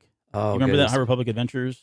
Yeah, I can't remember what it was. It was some crazy. It was the one where buckets of blood like made up the rules as he goes. It was some sort of race, yeah. But it was, and I know some let them people blow off steam and stuff. Exactly, and that's what it was. Yeah, you're right. It was a way for them to blow off steam and just kind of relax on what is there to do on Starlight Beacon, and they got a bunch of youth, a bunch of young. That was kids, actually a pretty fun issue, by the way. Yeah, it was pretty fun. So we get that crossover moment, and then we get the moment where Avar Kriss shows up at Starlight Beacon. Oh yeah, the tension is palpable. Yeah, and this is where things go south, and so they end up leaving, and again, this is where it feels like it is one of these kind of miniseries events, right, where you get the stories intersecting like that, which I thought was really neat. So, anyways, this particular episode issue ends on this moment here where Sian basically says, "Look, it looks like you could have used a hug too," and so he's, of course, he's like, "I don't know if I really needed a hug," but she goes ahead and gives him one anyways. Yeah, he has this moment where what he's talking about, she's like, "Oh my gosh, you're human after all." Or no, he's saying that he's human, but she recognizes and she wraps herself around him and gives him the hug that he so desperately needs. Yeah, I mean, he's worried, and this is where he confesses. He says, "I'm worried about the Republic. I'm worried about the Order," but he's more worried about losing her. He says that, right? And those are his own words. He says, "And yes, we don't let our emotions rule us, but that doesn't mean we don't feel them. Yes, I'm afraid for myself, for my loved ones. Yes, I'm a Jedi, but yes, I am also human." And it's at that moment that she goes ahead and gives him a hug, and so they're shipped. Aw. It's a love story. It is a love story. Until we get to the next issue, which is issue 4. Issue 4 is called Whatever It Takes. And this is the mantra of a particular Chandra fan. Yeah, now we start to get Uttersan's, thought bubbles going on. This is kind of his perspective. Throughout the issues, we've had perspective from Emerick, and we've had it from Sian. And did we have it from someone? Oh, no. Now we finally get it from Uttersan and from another character. So it was interesting how it evolved. But this is also, I think, where Albert was saying earlier that the story shifted away from Emerick and Sian for a while. Mm-hmm. And it kind of felt like we start to see the other half of things, what's going on. So this is after Uttersan's recovered from his injuries, more or less. He's still got his sutures on his face because it's going to be a permanent scar. But we finally get some insight as to what really makes him tick and what his, perhaps what his true motivations really are. Yep. And there is some more time that has passed now, elapsed here as well. Obviously, since he's, up on his own 2 feet and traveling. Not bleeding out, right? Yeah, he's not bleeding out. But I picked this one. He says, years of my life toiling away for that madman, talking about Ro, taking abuse from him and his Nihil scum, almost getting killed by Jedi scum, and for what? Enough is enough.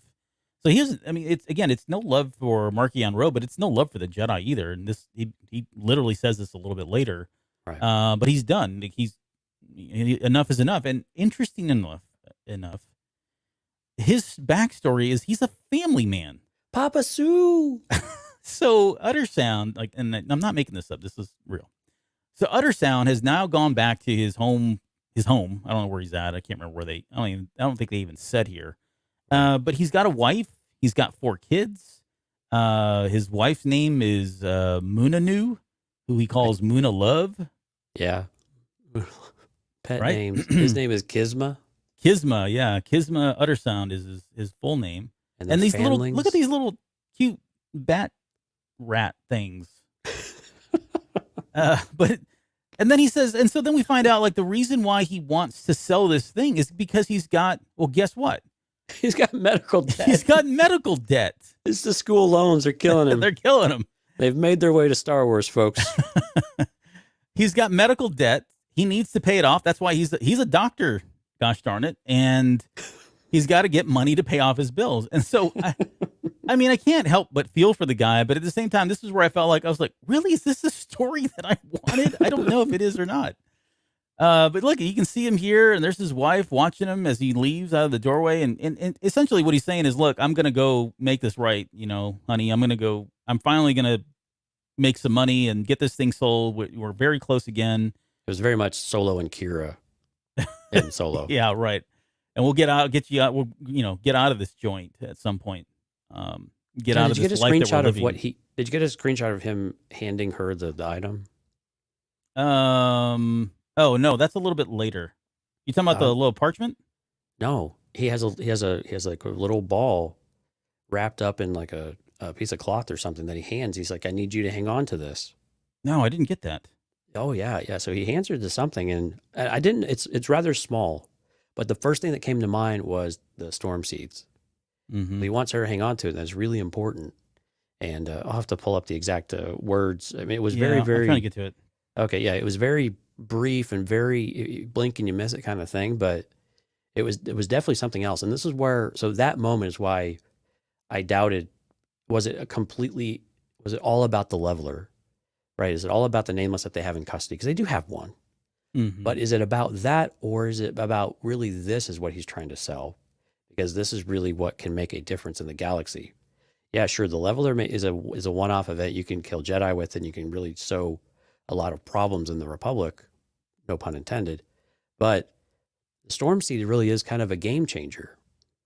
And so did he steal one? But again, it's very small. Like it even fits in his tiny little hands there.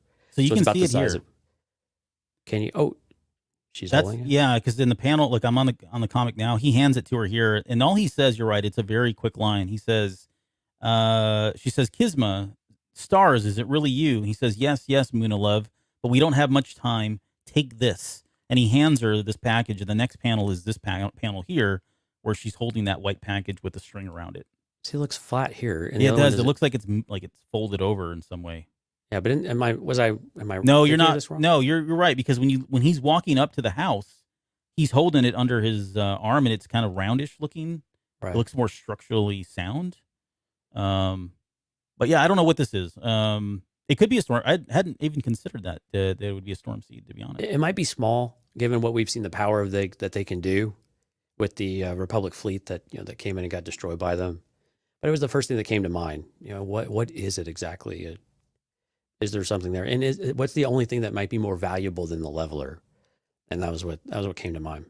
Yeah. Or if it's if he's fearing that Marchion Ro is eventually going to catch up with him and kill him, maybe it's something that will oust Marchion Ro, or something, family heirloom, or I don't know, something that will lead the Jedi to him, or lead the Jedi to. Maybe it's something that will negate the storm. Maybe it's Loden's missing Liku. Oh, that's disgusting. That was dark. That was very dark. What's in the box? So that's exactly what it was. So it's just that scene.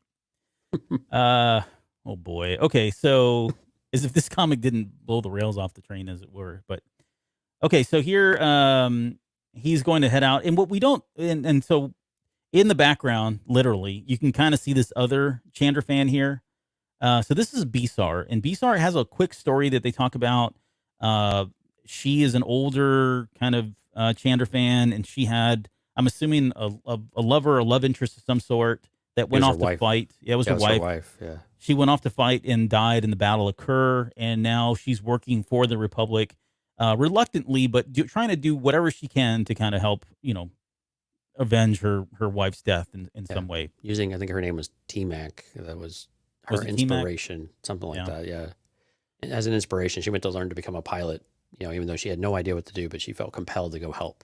Right. And so this is Besar's way of trying to follow her example. And she was hired by the Jedi to keep eyes and ears on Chandrafan, very large eyes, very large ears on Chandrafan, on Uttersound. And she has one job, and that is to place a tracker on his ship before he takes off. So again, Uttersound just stopped in here to drop this thing off, say hi to his kids, pay his child support, whatever he's doing. And he's got, you can see here, Besar has that little detector, the tracker, and she can't get this thing to stick on the leg. It's not working the way it's supposed to. No user manual, no training, just poor execution by the Jedi. This is a really bad situation. And I don't have the panel captured, but she gets caught in the landing gear that's supposed to go up. She stows away. Yeah, she stows away using the landing gear, right? It sounds terrible, like she was cut in half by the landing gear. No, she gets stowed away, yeah. Essentially, she gets pulled up into into the ship, and so she becomes a passenger on the ship, a stowaway on Uttersound's ship, along with the tracker. But she got the tracker to work, right? It's on the ship, so they can track now where he's at. Okay, so we meet up with these guys, and I don't know what's going on here. Yeah, I thought she was like in her like a nightgown, but I think it's just regular clothes still. But still, she's serenading Emerick while he's laying there. Yeah, and it's one of these. It's like the Anakin Padme moment where she comes out on the balcony after he woke up from the nightmare, right? And she turns around to go. He's like, "No, don't go. Your presence is soothing." It's very much. No, it was exactly. I know. Like this, right? I didn't make that connection until you said it, but yes, you were 100% right. That's exactly what happens. He's like, no, please don't go. Please stay. Whatever the lines are. Right. Play he's on. the same. He's the same thing. No, the music is relaxing or soothing, whatever his words were, but. Because she was getting mad. She's like, if you're going to fall asleep while I play lovely music for you, right? This is not going to work. Yeah. He's still reeling, he's still processing some stuff. He's still processing, I should say, from everything that's happened. Okay, so then we fast forward here. They use the tracker to intercept. So they get in their ships, and they get a bunch of troopers behind them, and they're going to intercept this convoy that Uttersound is a part of. And so we come to find out, and I'll just jump ahead now since we're talking about it, but this convoy was actually bringing more levelers to Starlight Beacon, and they were intercepted by Sian and Emerick and the Republic forces. But this was yet another phase to Marchion Ro's plan, right, in bringing down Starlight Beacon. It never happened because of this, right? But this is, again, we would have allegedly would have seen this happen. So he what do you think really the purpose? What do you think the purpose of that was anyway? Because I think by the time they get to Starlight, like that plan is already well in motion. Do you think it was just to make sure that nobody could really get off? I mean, that was about the only thing I could come up with, that it was to make sure that no one escaped Starlight Beacon in any kind of capacity. Yeah, I would. So the timing's a little weird for me. Like it feels like they're too late at this point. Like in my head, exactly, Starlight Beacon's all that's already in play, right? But maybe what they were trying, and maybe the timing just didn't work. But for the sake of story, maybe they were trying to get there as yet another ship, bringing more levelers, and just if he can kill as many Jedi as he can, with levelers, and that's certainly a good thing on top of Starlight Beacon going down and killing everybody at the same time. I don't know. I really don't know what the plan would have been other than that, because he's got levelers, right? So he's going to have to drop them off somewhere, and they were going to Starlight Beacon. You would have to presume they're going to dock with Starlight Beacon and let these things go out. I can't see what other motive they would have had or what other plan they would have had at that point. It would have been something if they could have dumped them on Avar Chris's ship or something like that, if someone were to show up. And because we knew there was a second phase, right? They were going to kill everyone else that came off or that was there to help, right? Mm-hmm. And so I think having them around in the area, maybe, but that was another thing of if there were more reinforcements that actually did show up, maybe the presence of them around, although we do get a little bit of inconsistency here, but some of it's consistent with how the leveler is working, but a little bit of confusion here on some of it, but yeah. Oh, and here's Uttersound's moment. But yeah, so Emerick and Sian break off because they see Uttersound's ship and they don't want him to escape. So they're going to weed through it all while the rest of the forces, dogfight it out. Yep. And then, so while this battle's going on, he snaps. He's tired of the fact, here's another instance where Uttersound snaps. Yeah, another instance where the Jedi and the Nihil are fighting, and they're just getting in the way of his plans. He can't make any progress. Want to pay off my student loans. Why wouldn't you just let me pay my loans off? But he says, I'm tired of the Nihil. I'm tired of the Jedi. Tired of being bossed around and called rodent. And he just starts opening fire on his own Nihil troops again. And it goes even further on to say, this is the next panel, I'm a doctor, damn it. I help people, as he's killing people, which is hilarious. So, again, I love this character fun now. Stuff. I mean, yeah, right, but it's just not where I thought this comic would go. Sorry, I missed Lauren saying, "Oh my God, that makes me sad for him." I think she was referring to his medical doctor or his medical student loan debt. Yeah, it's pretty. It's a tragedy. It's a real thing. Okay, so and then I didn't show the scene, but there is a point there where he's got well, is it here? I think it's wait, let me just make sure. No, it's a little bit later. Okay. So at this point, Emerick you can see at the very top there, he kind of slices a ring in the ceiling above, comes crashing down gloriously with his yellow lightsaber, and hero landing and all. Yeah, 3-point landing. And if you look behind there, you can see little peephole. There's a little peephole in this cage, and in there is one of the levelers, the nameless. Right, we can't see the leveler. It's very much solid casing, but yeah, there's just a little peephole, probably about the size of a book. Right, and it's enough that it starts to make Emerick hallucinate. He starts feeling the effects. He starts getting woozy. He sees old V. So, and this is what we talked about a few weeks ago. Right. Yeah. A few weeks ago, we talked about the Jedi all see something different when they're around the levelers, which I think is just interesting. It really plays on their specific fears, right? So it's about fear in general. It's not a very specific thing, right? And so he sees that old nursemaid, which would freak me out in general, but what he sees is just downright terrifying.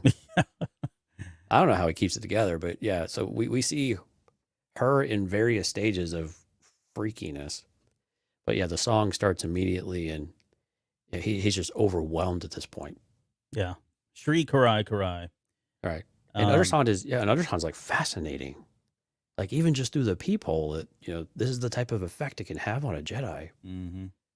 Fascinating. So he's down. Emerick is kind of incapacitated at this point because of the effects of the leveler, and the Tarnab. So Arathab shows up along with Uttersound, and they're about ready to go ahead and just put Emerick down when Besar shows up. And you can see Besar here. That's that little Chandra fan that was on the good side there. She's had enough of paying taxes that are going to go to pay his student loan bills off. Yeah. So she's carrying a bigger stick. The gun, I mean, it was big on Uttersound, but it's like twice her size. Yeah. And she has it set to stun, which is a bad move on her part. But she goes ahead and fires it, and it has an effect on Uttersound, but it doesn't even phase the Tarnab at all. Should have set it to kill, rat. Yep. And he's about to kill her now. Right. When he loses his arm. So finally we get another limb severed in. Thank you. That's 2. And then we get probably the coolest panel in the entire series. Which I did take a picture of. Awesome. Oh, glorious. And this is why I use this. Right.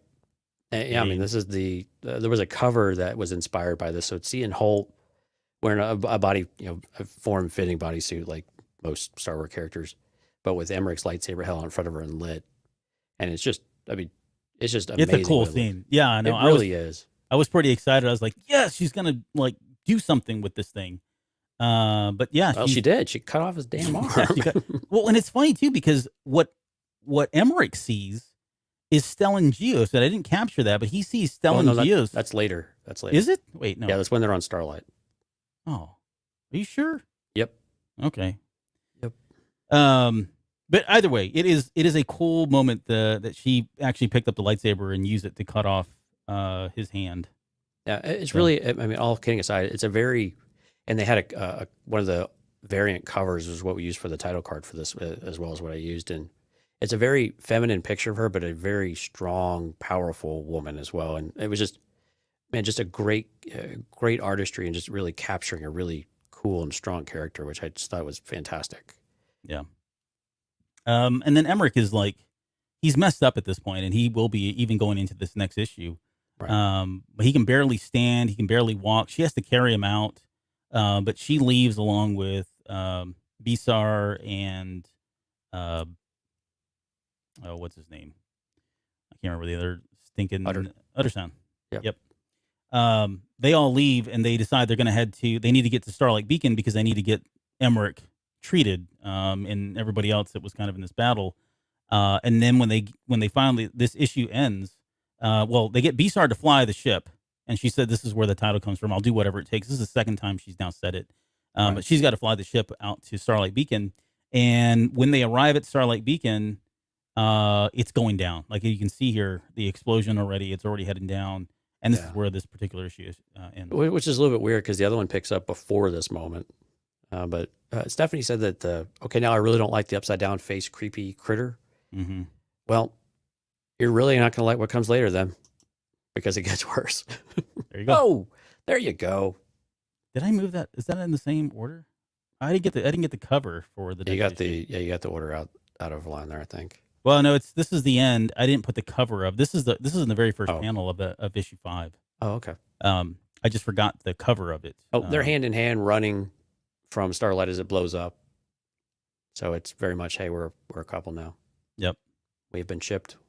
They've officially been shipped. We will participate in the shipping. But yeah, this is the first panel, and yeah, you can see some pretty scary imagery here. I know that bottom one is just terrible. But and that's yeah. Well, that's Emerick seeing her. Who was it? We saw this with who was looking at Avar Kriss, and it was Key that was looking at Avar Kriss and Skier, and kind of the same thing where she had the teeth. They almost take on character. Like, I don't know if this is true or not, but I'm starting to see a similarity in the way it's designed. Like, they're taking on physical traits or characteristics of the levelers themselves. I don't know if that theory holds true, but a bit, yeah. And I think it taps into. I think there's a weird skew of that because we're actually going to see the leveler here in just a minute.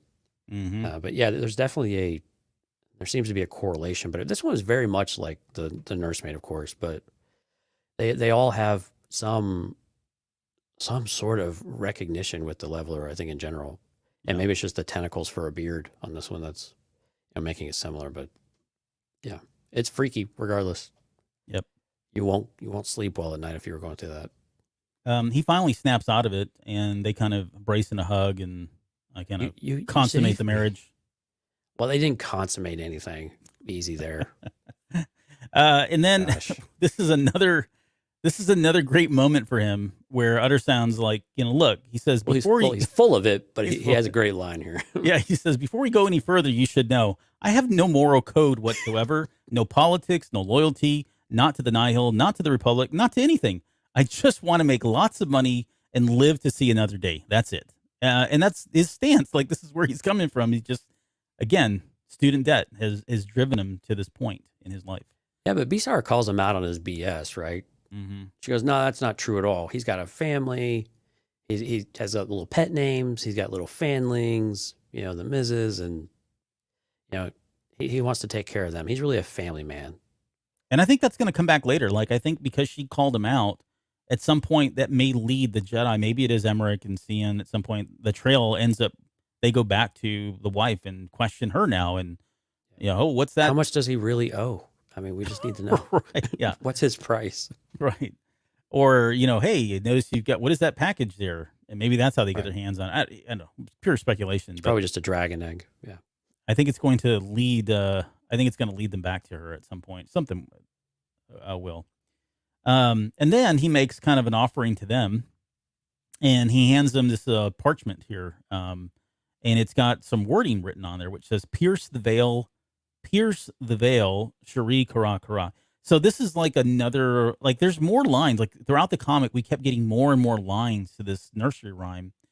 I don't know what pierce the veil is. I've not had a chance to really put a lot of thought into it, but I would guess it is a clue to what, either we're going to see something related in phase 2, or maybe it's a clue to how to defeat this thing. I don't know what the veil specifically is referencing. I didn't get a chance to go back and look at Dooku Jedi Lost and Master and Apprentice and see if there were clues or anything, that little Easter eggs that were thrown in there for it. But I would suspect this is a pretty critical piece in my opinion, because this is the only reference we get to this parchment and paper and that line. So more to come on that. Yeah, you could kind of see it from two angles, right? You could see it, from the attacking the Jedi perspective, piercing the veil of the Force, piercing the veil of their ability to defend themselves, right? Mm-hmm. You have found that weakness. But I think also it could be the other way around of, like you said, it could be one of the keys or one of the, one of those things that they can come back to and figure out of how to defeat the levelers, of piercing the veil of this it's not, again, they make it to more of this hallucination, but really it's this sapping of your life energy of sorts, right? Yeah. And so how do you force yourself through that?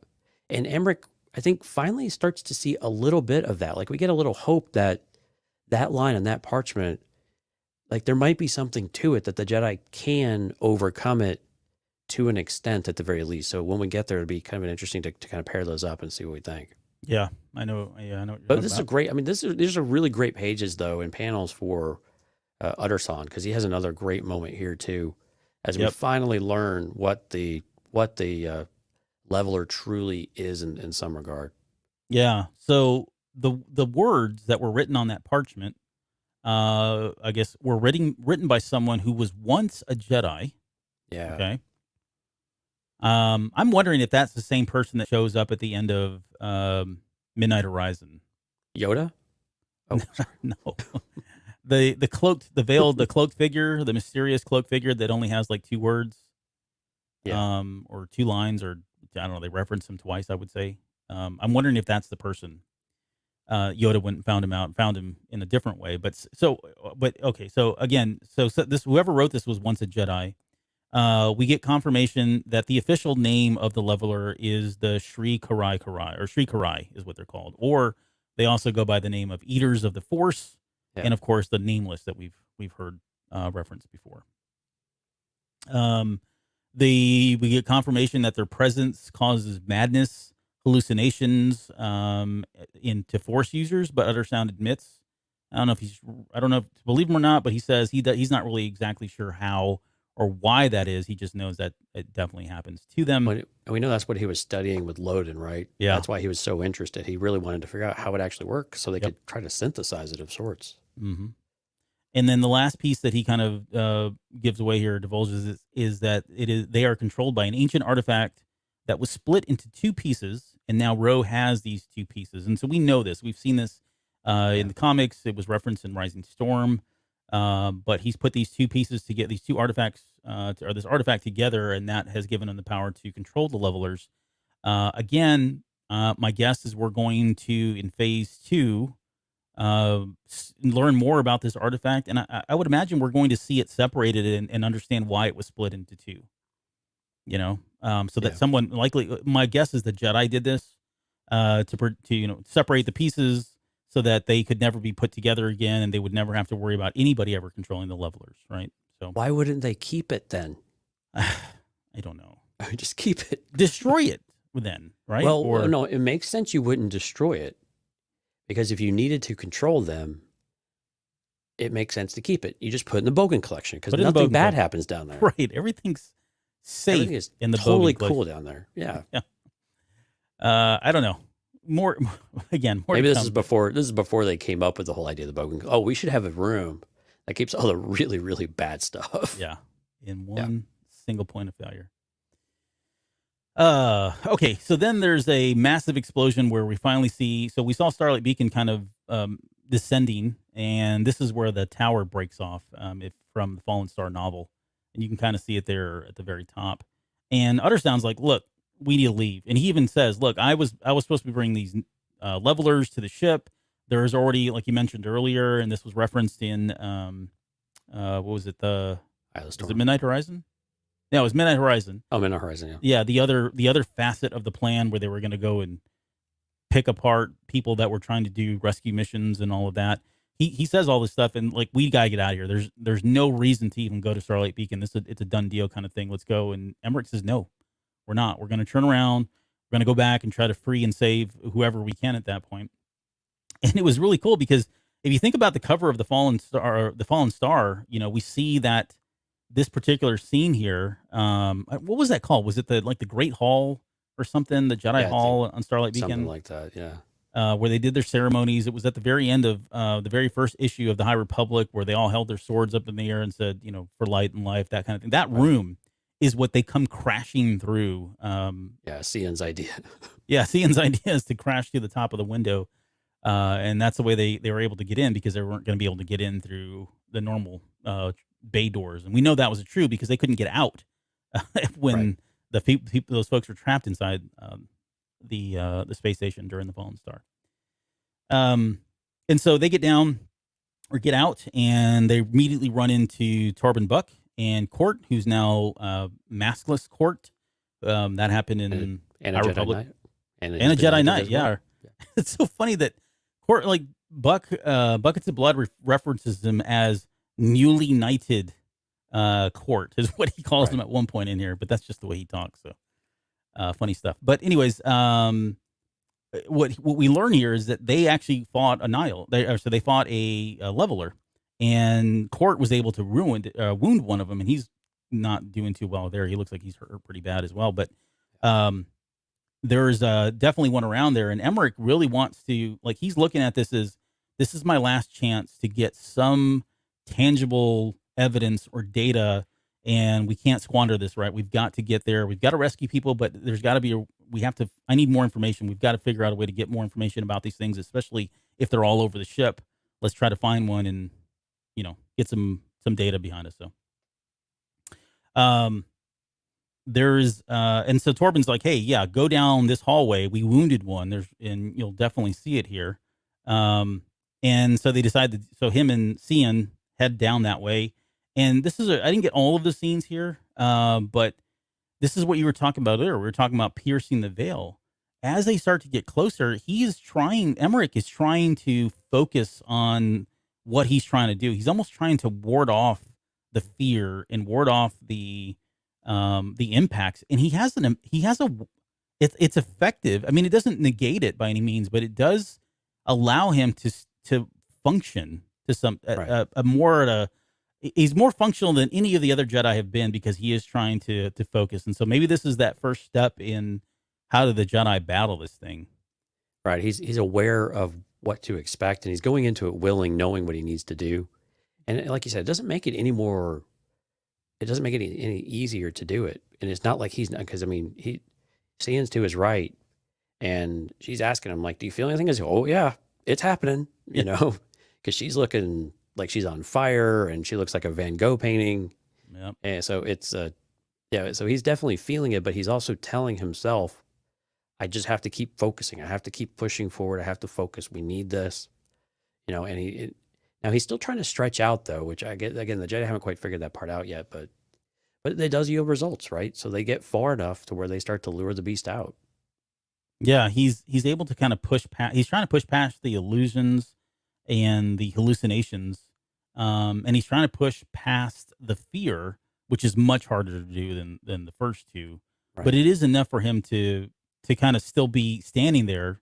The funny thing is he can't really tell what he's looking at, and so he actually at one point turns over to Sian and says, what do you see? Yeah, tell me what you see, because I can't see anything but these illusions and all that. So it's a really cool moment. And this is where that claw comes out. So we're going to get a picture of somewhat of one of the levelers, but it puts its claw out there. And let me see if I've got that next part in here. Yeah, it says, she describes it. She says, it's long, sort of desiccated with sharp claws, twitching very slightly, which, Yeah, we know it's wounded. Yeah. Yeah. But then she asks him, what do you see? And he's like, not that. Not that. It looks like what he can see. Yeah, it would have been further on the panel below what you had there previously, but you would have seen, it looks like a hand with really long fingers that has blood streaking from them, like along the ground, like it's dragging all of this blood behind it. Yeah. But then, then we get kind of the big reveal here for the Nameless. Yeah, you can kind of see, like, you can see its arms here. You couple that with, I don't have the picture up right now, but we had the other one in the, what was it? The Marchion Row comic, Eye of the Storm. Yeah. There was a good shot of it there, but it definitely has like these tentacles in the front of its mouth kind of thing. It almost looks like an Ongri of some sort. It does look very similar, but the tentacles are definitely in a very different place, and it's it's much bigger. Yep. It's huge. It's got, it's got some pretty look. The eyes don't really match up with the other one from the other comic, but that's fine. It's got a lot of teeth, like thousands of teeth. I thought there was a moment here where he's kind of describing, maybe not. But nonetheless, Sian vows, like, okay, this thing's not going to calcify him, like, not on my watch kind of thing. This is her man. And around that moment is when Emerick sees a vision of Stellan Gios. And this is the part that, like, I wasn't sure if this was it the leveler manifesting itself through the hallucination and showing himself to be Stellan Geos, somebody that Emerick would, not attack? Or was this a combination of that and the fact that you've got Stellan Geos, who literally is probably, with the Force reaching out saying, help me, he probably feels that, or I just don't know when this was during the Fallen Star. But either way. Tell. Yeah, I mean, presumably Stellan's still alive at this point because he goes down with the ship. But yeah, right, he is. We're not giving any kind of evidence though in Fallen Star that he was reaching out with anybody or noticed anybody, right? So I'm kind of more in the camp that this is probably the leveler again, showing something that would have affected Emerick Caphtor in some way that would have been like, he's being pleaded for help, and it gives him that moment of pause, that moment of weakness. Yeah, where he's like, okay, no, this is a trick, and then he doesn't hesitate either. He just lops the thing's head off. Yeah. Or lops Stellan's head off, but of course it wasn't, but everything has vanished around it too. So the image we got on screen is basically just Stellan's head, like a shadow, a silhouette, but there's nothing else near it. So clearly it was, not real. It does look like a spirit anyway of sorts, but definitely he's not dead yet, but I think it was definitely coming from the nameless, because next thing we see in the next shot is that he really lopped off like a toe. Yeah. And this was, and it was kind of a foreshadowing for Jango Fett and Count Dooku. But here's the claw that was actually cut. So in reality, like Jonesy said, he was actually cutting off this claw, this hand or whatever.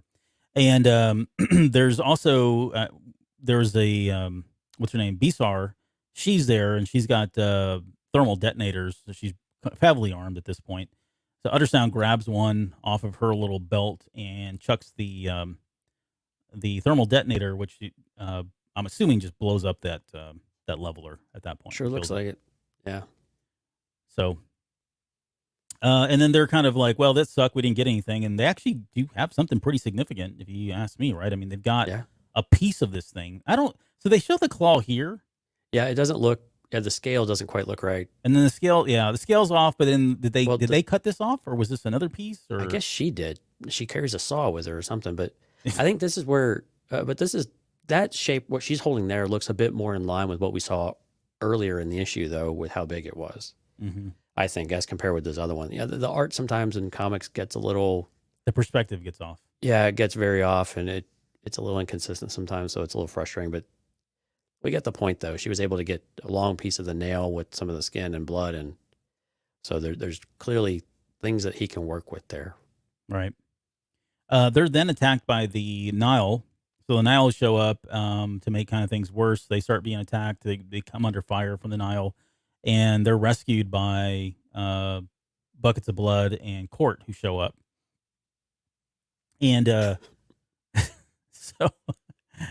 so then Buckets of Blood hands over, again, we have a shirtless in his chones. He's got the same kind of, these are the same undies that, what's his face wears too.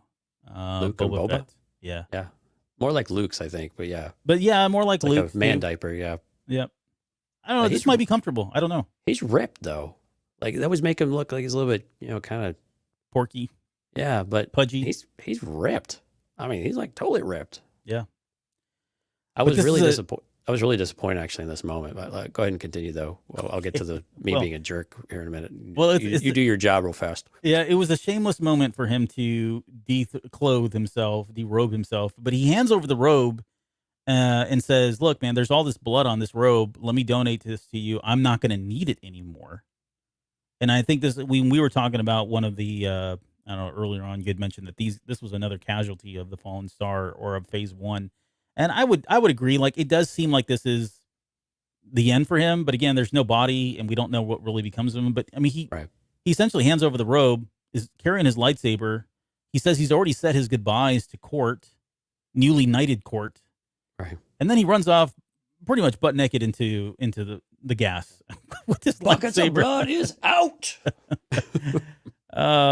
He says, "Go. No need for words. Court and I have already said our goodbyes. May the Force be with you." And that is our last parting image of Torben buck naked. Is his buck cheek hanging out? Right. I was so disappointed though. He totally should have said buckets of blood is out. Yeah, something, right? Yeah, because he always calls himself By his first name. I always love when they Or call him first Master person. Buckets. Master B. No, don't. So I don't know. Yeah, I don't know if I don't think he's gone. I would like to think he's he still was so alive. prominent in Yeah. in High Republic Adventures with the younger readers, and you know, Yep. that it would be really sad if that was the case. It would be a bit.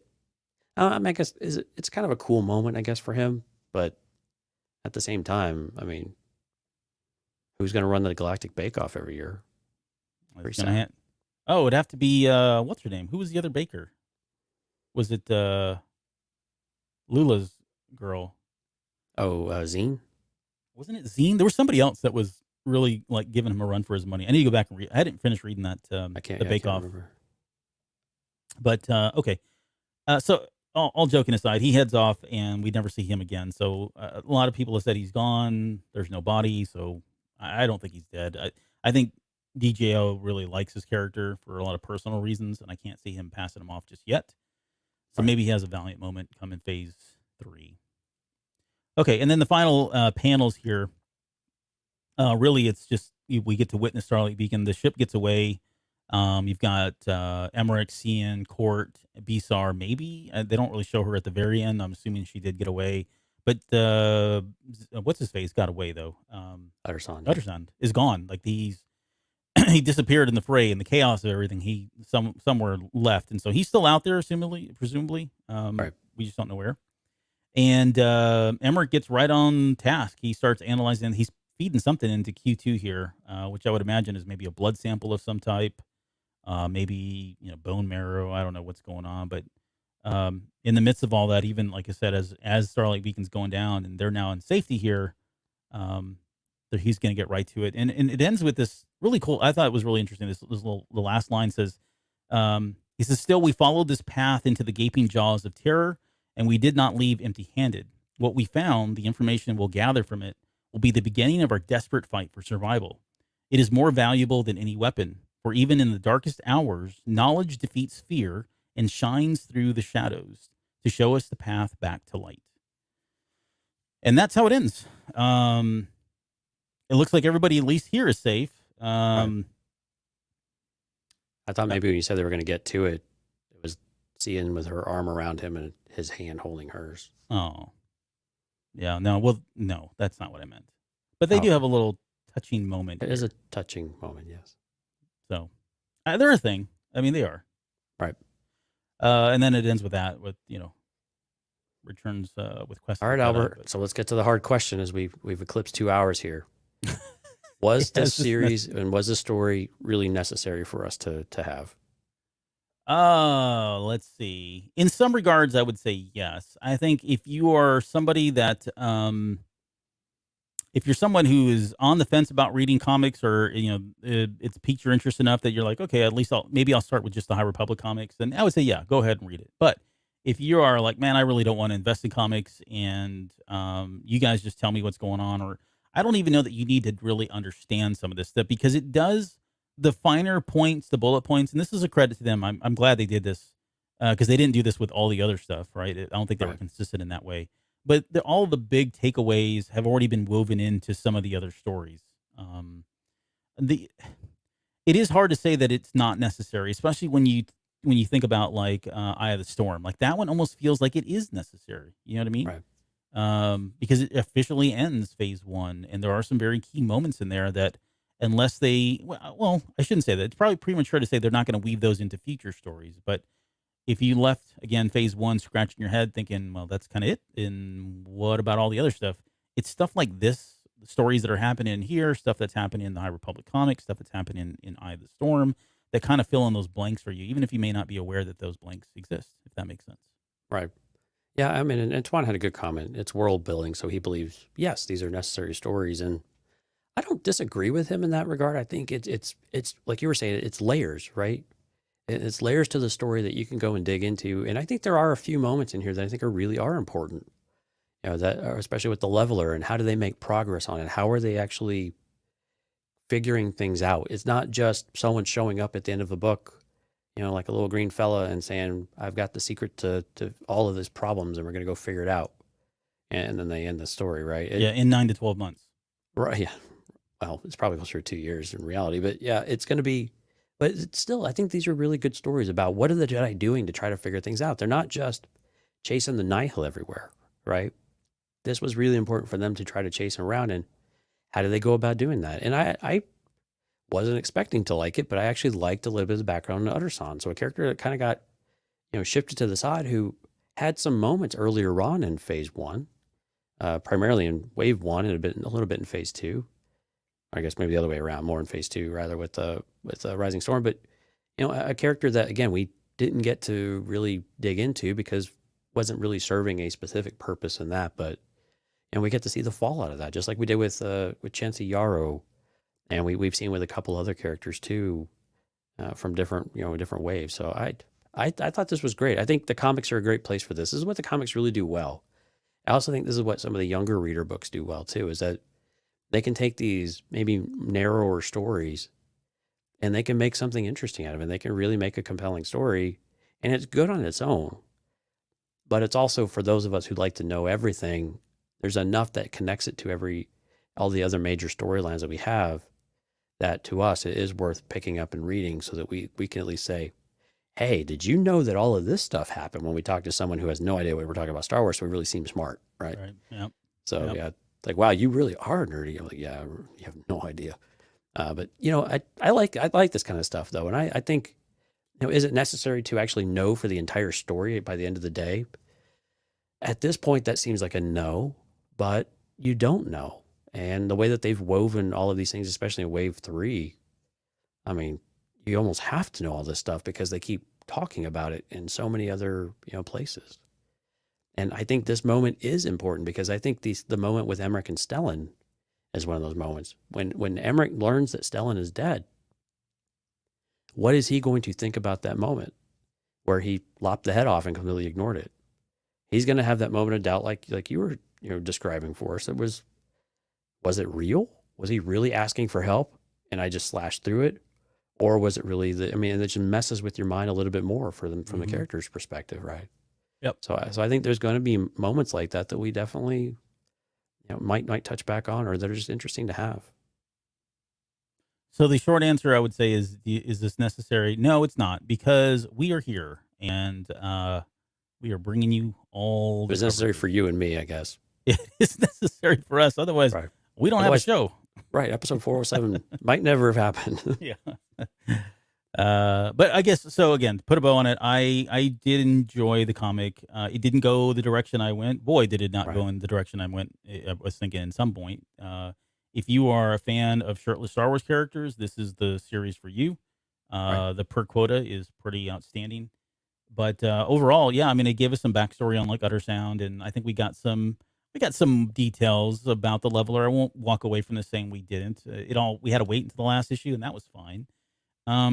But I was hoping for more of a X-Files, more emphasis on the relationship between Sian and Emerick and that dynamic. Like, I would have wished he had used his Jedi powers for more, and not just in combat, but in other ways, right? I was hoping they would explore some of that. So again, it's all headcanon though for me, right? It's not fair criticism. Maybe when Omega starts her training for all of her special powers that you've given to her, yeah, she'll come across Emerick Caphtor, and he'll be her mentor from another life. You mark my words, Jonesy. She has all of the powers of. No, I'm kidding. As many times as you said it, I'm convinced you believe it's true.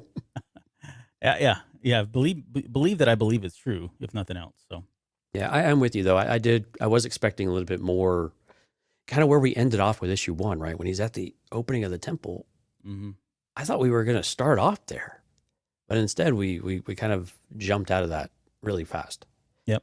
And I think that was disappointing. Like, tell us what you got from it. Like, tell us more of what you found there, or tell us you didn't find anything. It's just there's got to be something, right? There's got to be a residue of the Force, or residue of, this void that we've had. That with I think it was Sarah mentioned like that. There's nothing. There's void, And so I think it would have been nice to have some of those connections too. Then they would have dwelled on that. I think I was expecting something a little more X-Files-ish too, and I don't think it was just your influence on me which is considerable in all things in life. But thank you. but, yeah, that's not hyperbole. But anyway, but yeah, I was kind of hoping for a little bit more of that too. And so I think that was a little bit disappointing, but I still think it was a good story.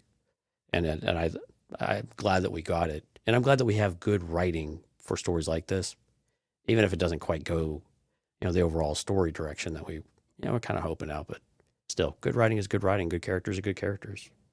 Yep. And this is a great example of my personal mantra with Star Wars, and that's just enjoying what we got and stop hating what we didn't get. Right. I mean, that's right. I think if people that followed Star Wars would just do more of that, I think we'd actually enjoy Star Wars a lot more. And you know what?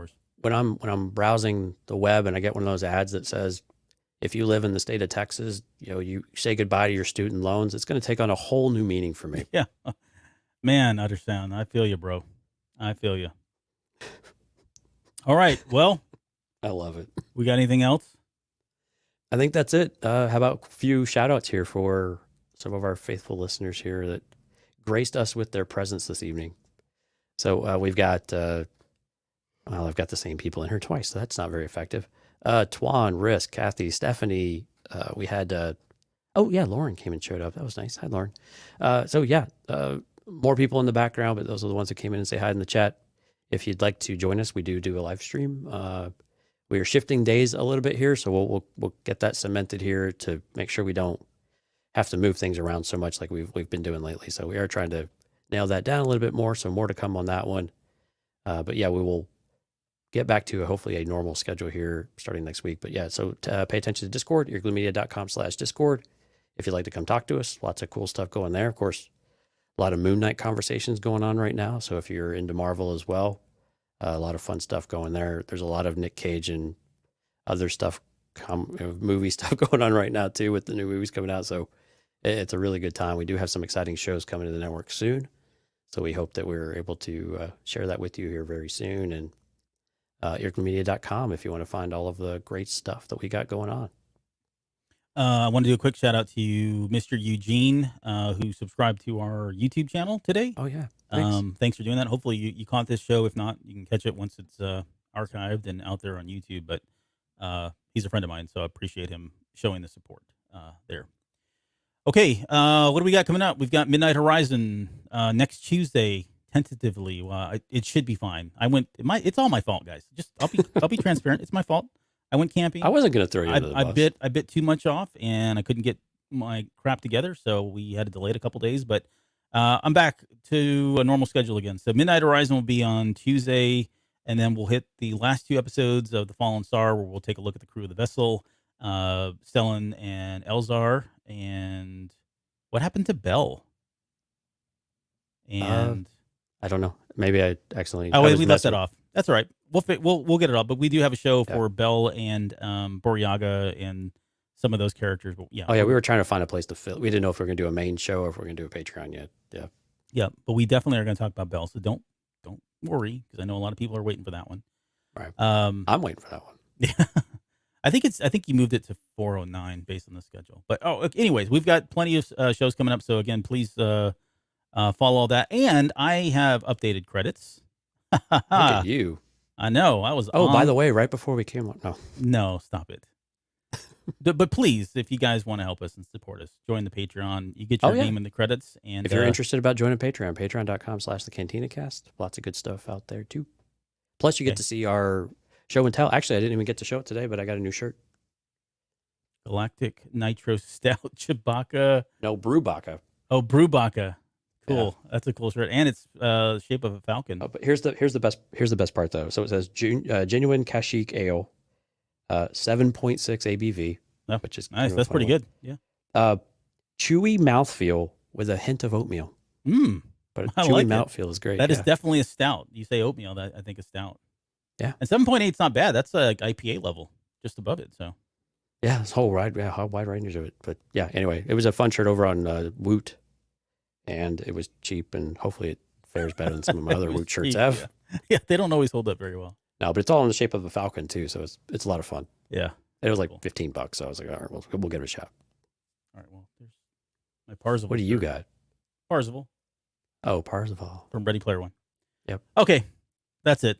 We're going to start taking our shirts off here in true Star Wars character form in just a second. So before we do that, okay, stop it. All right, we're going to get out of here. I'll roll credits, and we'll see you guys on the next show.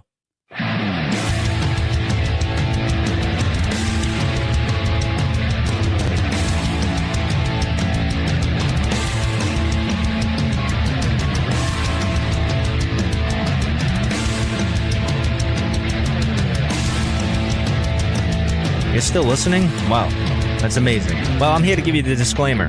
Normally we do a big, long, drawn-out disclaimer thing saying what's what and who's what and all that other stuff, but I think you guys kind of know that Lucasfilm and Disney have no affiliation with us at all, and we have none with them. We talk about Star Wars, which is their property and all that other good, fun stuff, but I think you can tell which is our stuff and which is their stuff. If you can't, well, then send a lawyer to send an email to me, and I'll be glad to chat with them. Other than that, you know what's what, so that's your disclaimer.